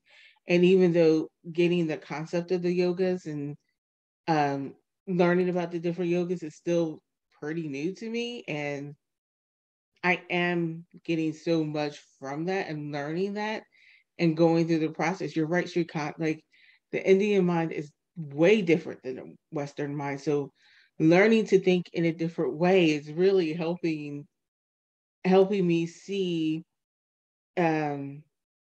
just life in a whole new way. And, you know, especially being in a pandemic, being able to learn about different things, it almost makes me grateful for it in a sense, because I get to learn this new path. And I would have never studied the Gita if I wasn't a part of 52 Living Ideas and that you didn't bring it up. I wouldn't even known about it. So I think the exposure to the yogas and to Indian philosophy as a whole has been great. And it just adds another element, and it helps enhance the other two. I think all these different texts that we're studying, you can definitely see the similarities, and you can see why Jesus is like, you know, you treat others, you know, you treat others with the same love that God treats you with, and you treat others like you would treat yourself, and you love others as you love yourself. Because that's just cheesy, but now I get it with studying the Gita. The Gita helped me get that concept. So that's what I've been getting. Wow. Wow. Joe and Evanique, you made my day, because, you know, I am just incredibly excited about studying the Gita myself. It is really transformative personally for me. And, you know, these meetups are integral part of who I am. And to be able to talk this out, and so this is just amazing. So thank you. I'll say more later, but I want to have, so the next up is going to be Zhang, followed by Brian and Penny. Zhang. Yeah, I think Bhagavad Gita, unfortunately, I didn't have chance to join all the meeting or fully participate, but it's really something I'm very interested to learn more, because it's actually provide a spiritual path that is possible for me to follow. Because I was always wondering, you know, I was mentioned, I went to, you know, the church, different Unitarian church, different church, and also temple, you know, Tibetan temple, all kinds of things, nothing works. So finally, because I was thinking there's so many people in America who are not religious, but spiritual. And those people all scattered all over the place. And they need a place to share, to grow. Because what I really like about the church is the way they organize people share their spiritual growth. Instead, most people you meet in the daily life, they're talking about all the things in the physical world. They hardly talk about more spiritual part. So I see the Gita actually exactly had that combination, you know, spiritual path without focus too much on the belief, you know, it's more open. So I really like it. And I see it's, because I mentioned Dao De Jing really change your mindset, but I think you still need find a way to reach there. I think this more provide more solid way for you to actually work on it. So I'm very excited to learn more. So really appreciate you bring it to us. And all three of them is amazing. You know, I just don't have time to study all of them. I wish. But just the things I learned, I participate, I learned so much already. So thank you very much. Thank you, Zhang. Next up is going to be Brian and Penny, followed by Kevin. Go ahead, Brian. So I think I agree very much with what's been said, especially when Joe talked. It was just right out of my mouth, actually. I could have said, I probably couldn't have said the same thing, but he spoke well for me. Evanik as well. And then I would echo what Zhang said, in that there's a key thing here for me in all of these, is that it's what you've invited us to do, Krishan, and that is to understand and accept these texts, first of all, on their own terms, because that's kind of a different discipline for me. They're different disciplines, and in the Western one of the strands of thought that really is quite prevalent, that's led to a lot of progress, is skepticism. And that was really nailed by the Gita: be curious, don't be skeptical. Each of these texts is inviting us to be open to what they have to say. And what they have to say, I think, is certainly intended to be entirely beneficial for us. And so I really, in sticking to my skepticism, I realized that I was not getting what 52 Living Ideas and these texts were offering. So after you repeated several times that, first of all, we want to understand before we criticize, or comment, or compare and contrast. First of all, we want to understand. It's really opened my mind to new things, not just my mind, but my new being. My mind, it's opened my being to new things. Wow. Thank you, Brian. Thank you so much. Penny, would you like to add anything? Yeah, what I think, well, of course, everybody said a lot already, but the thing that struck me the most was the concept of the Atman, and the God in each individual, and the fact that the body and the senses and everything and your ego, they aren't the core of your being. There's something else. And I had never experienced that in that way. I actually bought the Gita like 9 years ago, but never got around to reading it because I was interested. So when you were studying, it was like, yeah, I want to do that.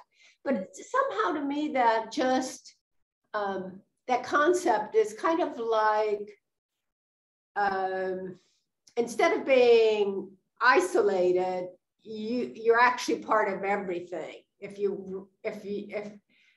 that concept, I really am very intrigued by that.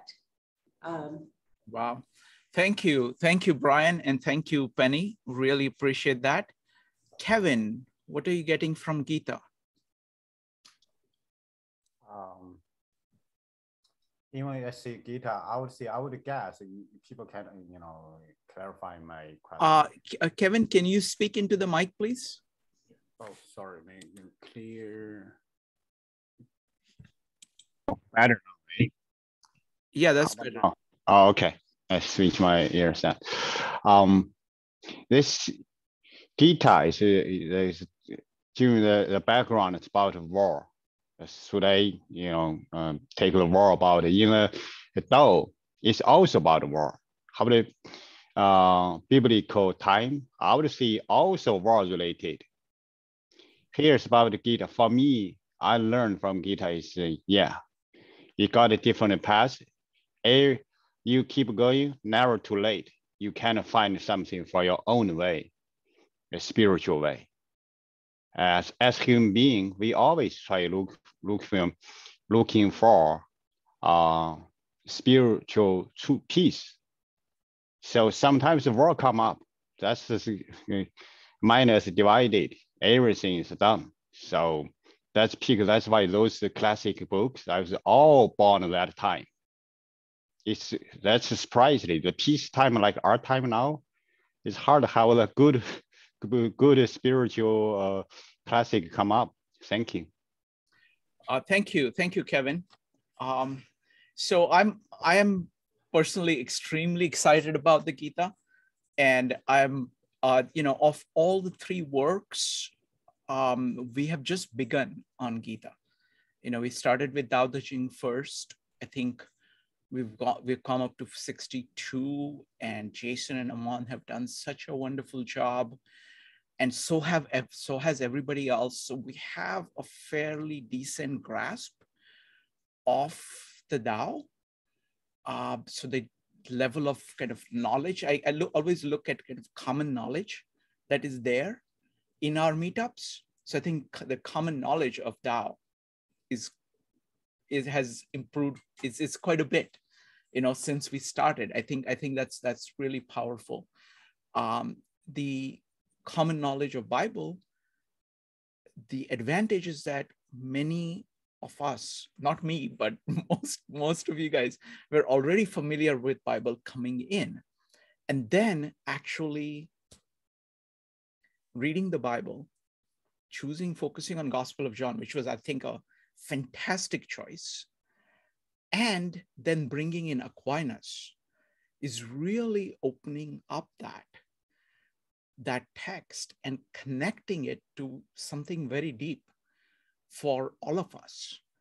And that is really magical. And we're quite advanced in that, because though we have not covered, we have only up to chapter 8 in Gospel of John, we have been doing that fairly intensely, thanks to Aquinas, really, who's looking at each of those concepts, like just, the Samaritan woman in chapter 4, or bread of life. I mean, each of them, or, the river flowing. I mean, it's each of them is just, thanks to Aquinas, we've made quite a bit of progress.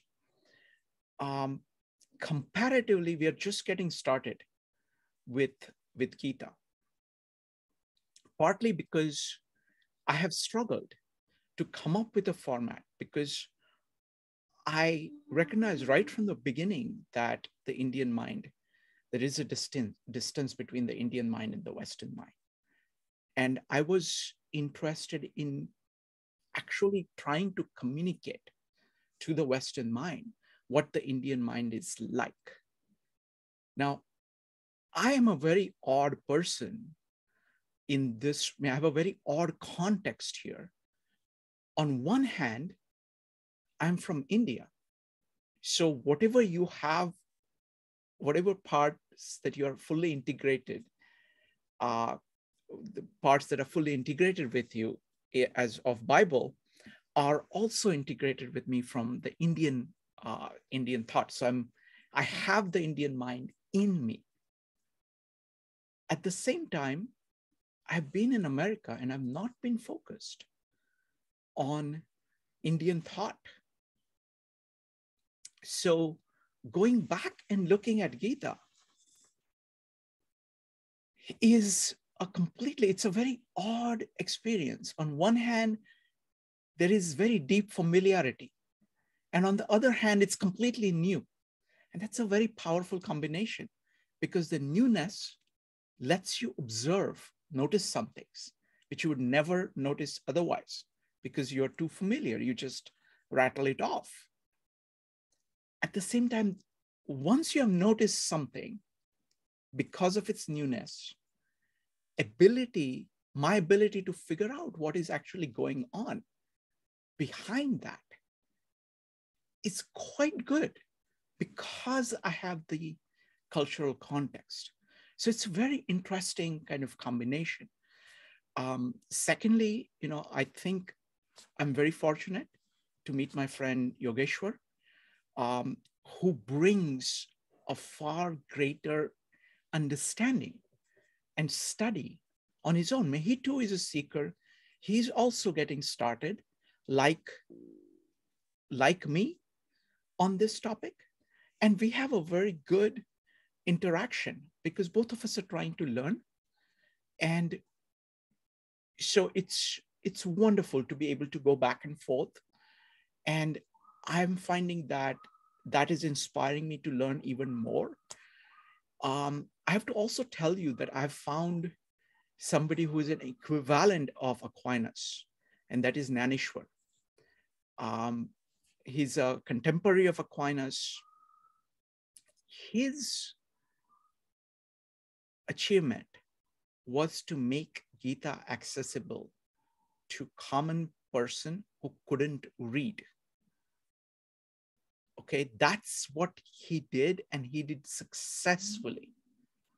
And he completely shaped the language. I grew up speaking Marathi. He's the father of Marathi. He was the first one to write about philosophical themes. Before him, the language was a spoken language. And you would speak about, pass me the water. And that's the range of it. Maybe I'm exaggerating it a little bit, but not much. He was the first one to bring philosophical thought into a language. So he's a combination of Shakespeare, Martin Luther, and Aristotle all rolled in one. And I have been listening and reading to Naneshwari, which is his commentary on Gita, which is a dramatically expanded treatment of Gita, specifically designed for it to be integrated. So it has been a tremendous experience. I'm finally at a stage where I can go through Gita multiple times a day. I can listen to it. It takes me only 2 hours to listen to the whole thing. I'm very familiar with the whole. That's how my mind works. It's when I could get to Tao Te Ching, once I had listened to it like 20 times, 30 times, whenever I listen to Gospel of John multiple times like that, I get the familiarity of what is the whole overall pattern. I'm getting there with Gita. So we're just getting started with Gita. And each of you, Joe, Ebony, Chang, Brian, Penny, Kevin, I really appreciate. I am delighted to see that even with this kind of faltering start, you are seeing what this work can do. And I'm telling you that we're just getting started on that. There is a lot of deep, and in some ways, I am very much, I get all these points. All the points that you guys spoke of are the points that really speak to me. But most of all, I find that it has a profound metaphysical view. The idea that Tattvamasi, so that means there is Brahman and there is Atman, and you are that. And that every human being, every living being has that. So every living being has a center. And it's all about focusing on the center. That's it. That's all it is about. So metaphysically, it is very profound. And that is a foundation, as Joe was pointing out, that's a foundation. And it is like a Copernican revolution, because most people are focused on the periphery. And that's where all their attention is. Even knowledge, they refer to it on the periphery. Whereas knowledge, concept of knowledge itself, in actually both Bible and Gita, refers to self-knowledge. It refers to knowledge of God. It refers to the knowledge of the center. So even the concept of knowledge is about knowledge of the center, because center drives everything. That is what both these works hold. But that is not, that is the foundation. But there is second point, which is epistemological, which really blows me away. I should say please excuse me, there are 3 points. The first one is metaphysical. This is a point about the nature of Brahman, Atman, and that, the Namaste principle. So that's one principle of the center and periphery. That's metaphysical. The second principle, there are 3 principles. The third one, I'll talk about the third one first. The third one is an ethical principle, which is the multiple ways So we are a being who have a heart, who has a heart, who has a capacity to love, capacity to understand, and capacity to act. All these three faculties are part of us. And they are integrated. All three of them are integrated. And if we resolutely pursue one of them, you get the others along with them. So those are the three marks, three paths. There is the karma yoga, which focuses on action. And what Krishna is telling Arjuna is that pursue your action and pay attention to the center while doing that. That's karma yoga. And there is jnana yoga, which is about knowledge. This is knowledge of the center. So to understand it at the conceptual level. And the third one is bhakti yoga, which is about love. And all three are connected. So the idea of this, and you can make progress as much as you can. I don't remember which adhyaya it was that I was reading, but Krishna is saying, look, if you can do this, do this.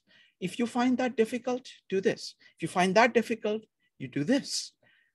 It's just, this is Naneshwar's commentary on this, but see how liberating it is. You act within your limits, within your nature, you do your best. The rate at which you progress will depend on you. So it's not free if you say you can't do something, but you can do what you can do and you can make progress. So it is profoundly liberating way of pursuing the good. So that's the third point. But there is a second point, which is epistemological, and which is what Zhang was talking about. And I think Joe also brought it up. It's the idea that epistemology of all these three works is very different from each other. But I'll just talk about what I like about the epistemology of Bhagavad Gita. There is just so much profound respect for an individual mind trying to figure these things out. There is so much love that Krishna has for Arjuna. And he is delighted whenever Arjuna asks a question. Arjuna is asking a question about something that Krishna has just explained to him. It's not that he's saying, oh, you don't understand, you're dumb. No, no, no. You say, wow, he's trying to understand what I'm saying. Okay. Secondly, you can keep making mistakes. That's fine. There are multiple ways of understanding the same thing. There are multiple commentaries. There is a tremendous tradition in Indian, the Indian tradition is full of multiple commentaries on Gita, for example. Each commentator is approaching it in their own way, and all of them are respected. And it is expected that you have the God within you. You figure out, read all the commentaries and figure out what you see is true. And one of my favorite writers on this is Vivekananda, who was the first person. This was at the Chicago World Fair, I think in 1890s. He was the first one to actually get people excited about Indian thought, get the Western world. He was the first effective communicator of Indian thought to a Western audience. And one of the core things he says is that do not believe anything I write. Do not take anything because I have said it. Figure things out yourself. Reject things that you do not see in your own heart. So evaluate everything and accept only the things that you see are true. So there is a profound respect for an individual's quest to understand in their own way. So that's the epistemology. Those are the three things that I'm getting. The other thing about Naneshwar is that it is just amazingly beautiful. Because I know the language, of course, it's 13th century Marathi. So I'm a little bit younger than that. So I don't get all of it. It's 700-year-old language. So I'm using I've found a nice translation, which is set to verse, so I can listen to it. So it's been an amazing experience. So I'm really delighted that all of you are excited. So many of you are excited about this. And I'm really delighted to be working with Yogeshwar on this. And again, all of us are learning, and all of us are learning together. The other point, last point I want to make here is that the fact that we are studying these three works is profoundly useful, because as many of you pointed out, that you can understand the other work better because of that. Like Evanik was pointing out, the idea that there is something within you that you pick up from Gita, and you can say, oh, that's exactly what Jesus is talking about. That's that fountain in your heart. That is exactly what he's talking about. So each of them adds to it. These are three very different cultures. They have their strengths, and trying to learn from all of them, I think, is accelerating. And I am just tremendously honored to have each of you actually talk at this level. I'm just completely blown away by all your observations. So thank you so much. Now what I want to do is I want to give 3 minutes to Douglas. Douglas has something that he wants to say about enlightenment and what he has been studying about enlightenment from multiple traditions. So Douglas, would you like to speak? I will do that. I'll go here. Okay, so we look at Bhagavad Gita. Let's start there. And what is selfless action for the welfare of all people is equal. Krishna, I'm put it together. Reserve. He was as an animate form and came into being the super Lord. The whole thing for him was the different yogas, which is the Jnana Yoga, the Bhakti Yoga, and the Karma Yoga. And he put those together, and the spirit of revelation, which comes back to Jesus, where he goes to revelation, and he goes to over there that it's different. They don't call it the same, but revelation and conformity and conservation is there for the commitment and the idea that whatever is not called enlightenment, it's called something else, but really it's pretty similar to both of what was there. Now, I'm making it very short, okay, and then you can take it from there. Now, the third thing come here is we call the design. So we go to design enlightenment through ethics and the question of ethics, and discover yourself. And form follows function. It was said by I can read my own writing. I can read my own writing here. I had it jotted real fast. Louis Sullivan, Douglas. Yeah, would be over here. Lord, oh boy, let me try to get this one here. That would be from granted that the idea of design, form following function, joined inspiration, which goes to Frank Lloyd Wright, which he said that inspiration and emotions and being understanding of those areas.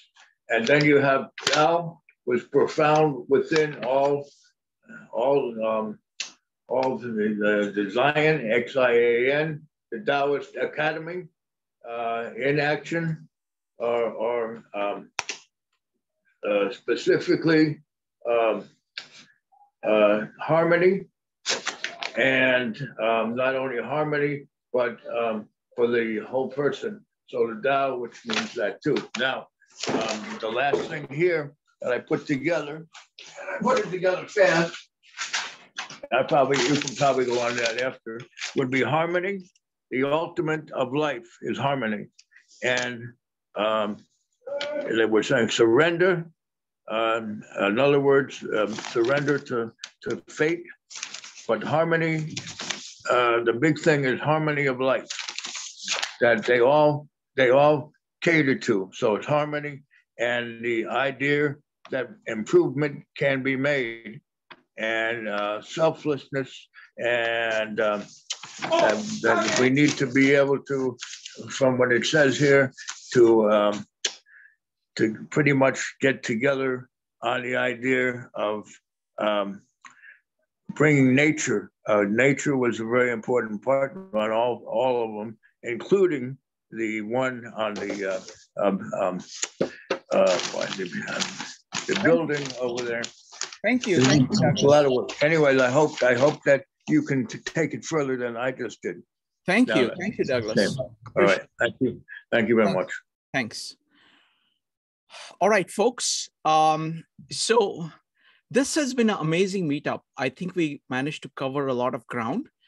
So I want to now open it up for any comments about this meetup itself, this entire idea of doing the similarities. Now, we did not get to the architects because there was just so much to talk about this religious text. And I think we are all getting, I think most people here know the religious text by now better than they know the architects. But if anybody wants to quickly talk about either Louis Sullivan or how these ideas of Louis Sullivan or Design Way connect to this, you're welcome to do that. Or you can make any comments on this entire meetup itself. So it's going to be Evanik followed by Cho. Yeah, I think this meetup, what it really did was it brought all three together, and like listening to other people. What it really did was it just, like you see the differences and you see the similarities and you see how they interconnect, and you see how different cultures explain the higher power or God or the center. And in a sense, it's all the same. And you can see the cultural differences. And I think what I love about this is you can take what you want from each and build your own value system out of that. And you can create your own relationship with God out of that, and how you interact with God. And it's particularly from the Gita with the relationship between Arjuna and Krishna, you can see the beauty of having a friendship with God.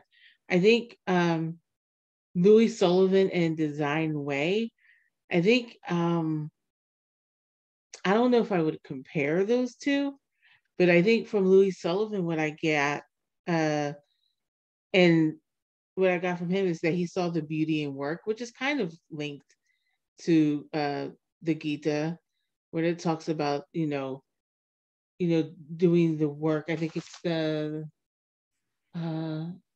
karma yoga, which is the action. And I think Louis Sullivan, when he was little, with Autobiography of an Idea, and he's looking at the street sweeper and he's seeing the beauty of work, I think it connects there. I think that was beautiful. I think obviously form follows function. That was a really new concept that I did enjoy, that really helped me think about things. But I think with Louis Sullivan is just the most powerful thing that I've learned is that he follows his own path, and he believes in his work, and he believes in himself, and he believes in his talent. And, you know, he believes in finding people to educate him. He believes in choosing his own educators. And, you know, I said it in another meetup, but I'll say it again. Like 52 living ideas, I get to choose what I'm educated on. And I can choose what topics I want to come to and listen to. And I can choose what I'm educated on. And I think that's a beautiful thing. So wonderful. Let me do one thing. Let me apologize to everybody. There is one question that I said I would ask in the beginning. And I think this is a very good, it's important to ask this question because we have created so much context for it. So it would be a shame not to ask this question. And that question is about when you reflect on your interaction with these texts and how we have interacted with them, how is it different from the way in which things are processed today? So where does it fit? How does it relate to the modern mind? You know, Brian started saying that it's not analytical, it's not skeptical.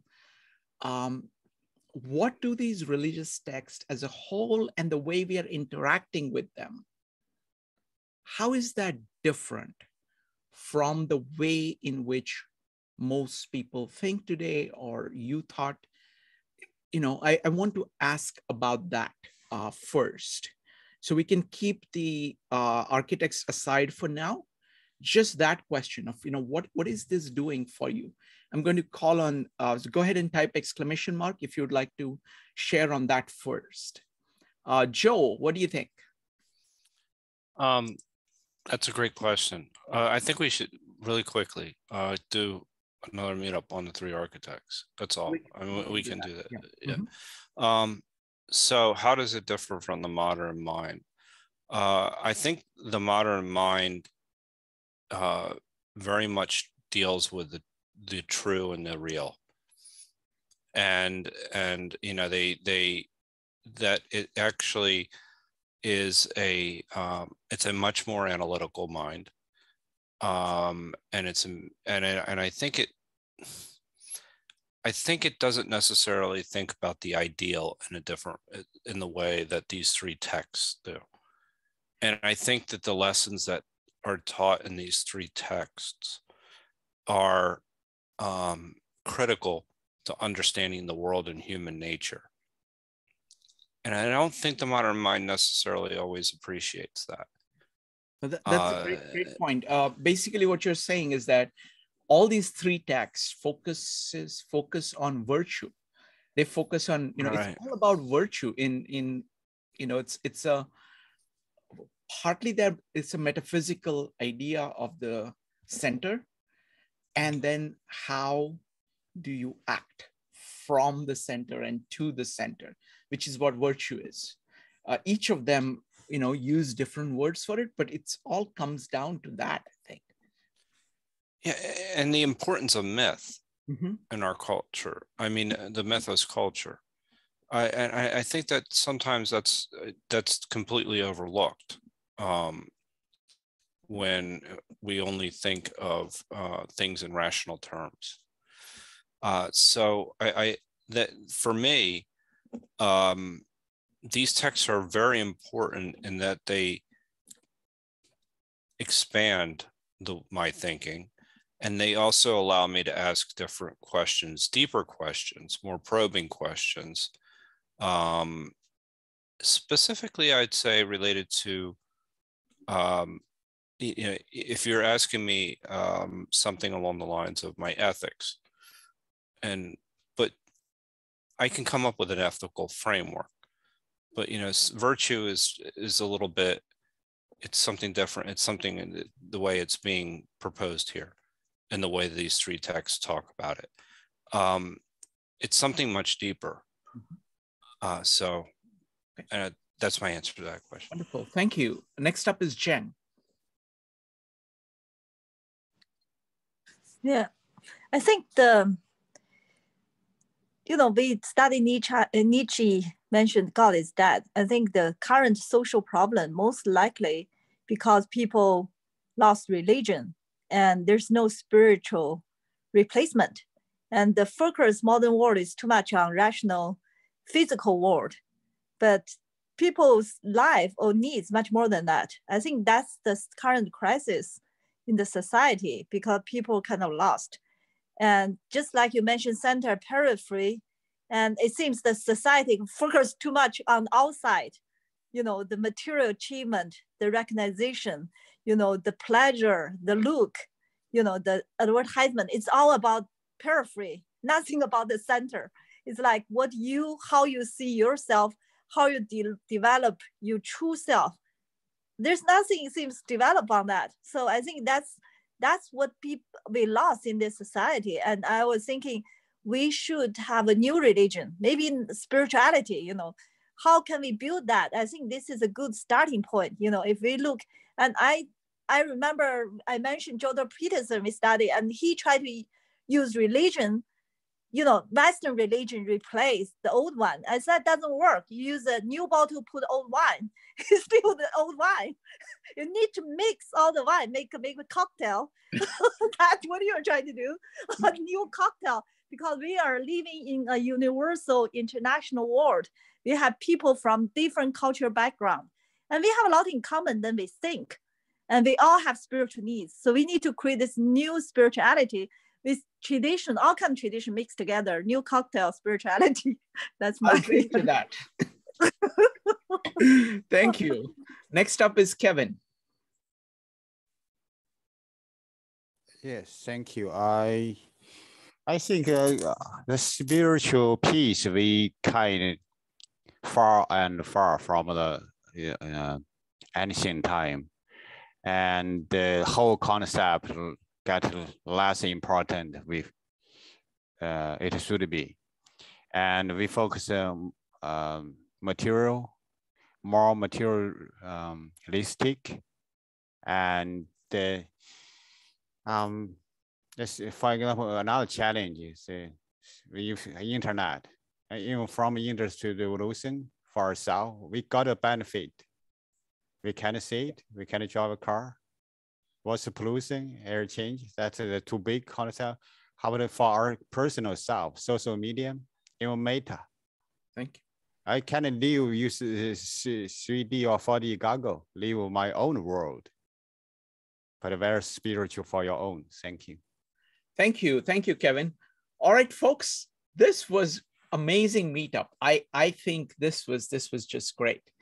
Really looking forward to the next steps. I am going to be interviewing Yasuhiko soon.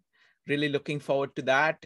And there's a lot going on. So folks, I'm really excited about all these three series. I'm particularly excited about the Gita, and we're going to keep building it up. So don't miss the Gita presentation this Friday, because I think we have between me and Yogeshwar and all of you guys, I think we have the format really down at this point.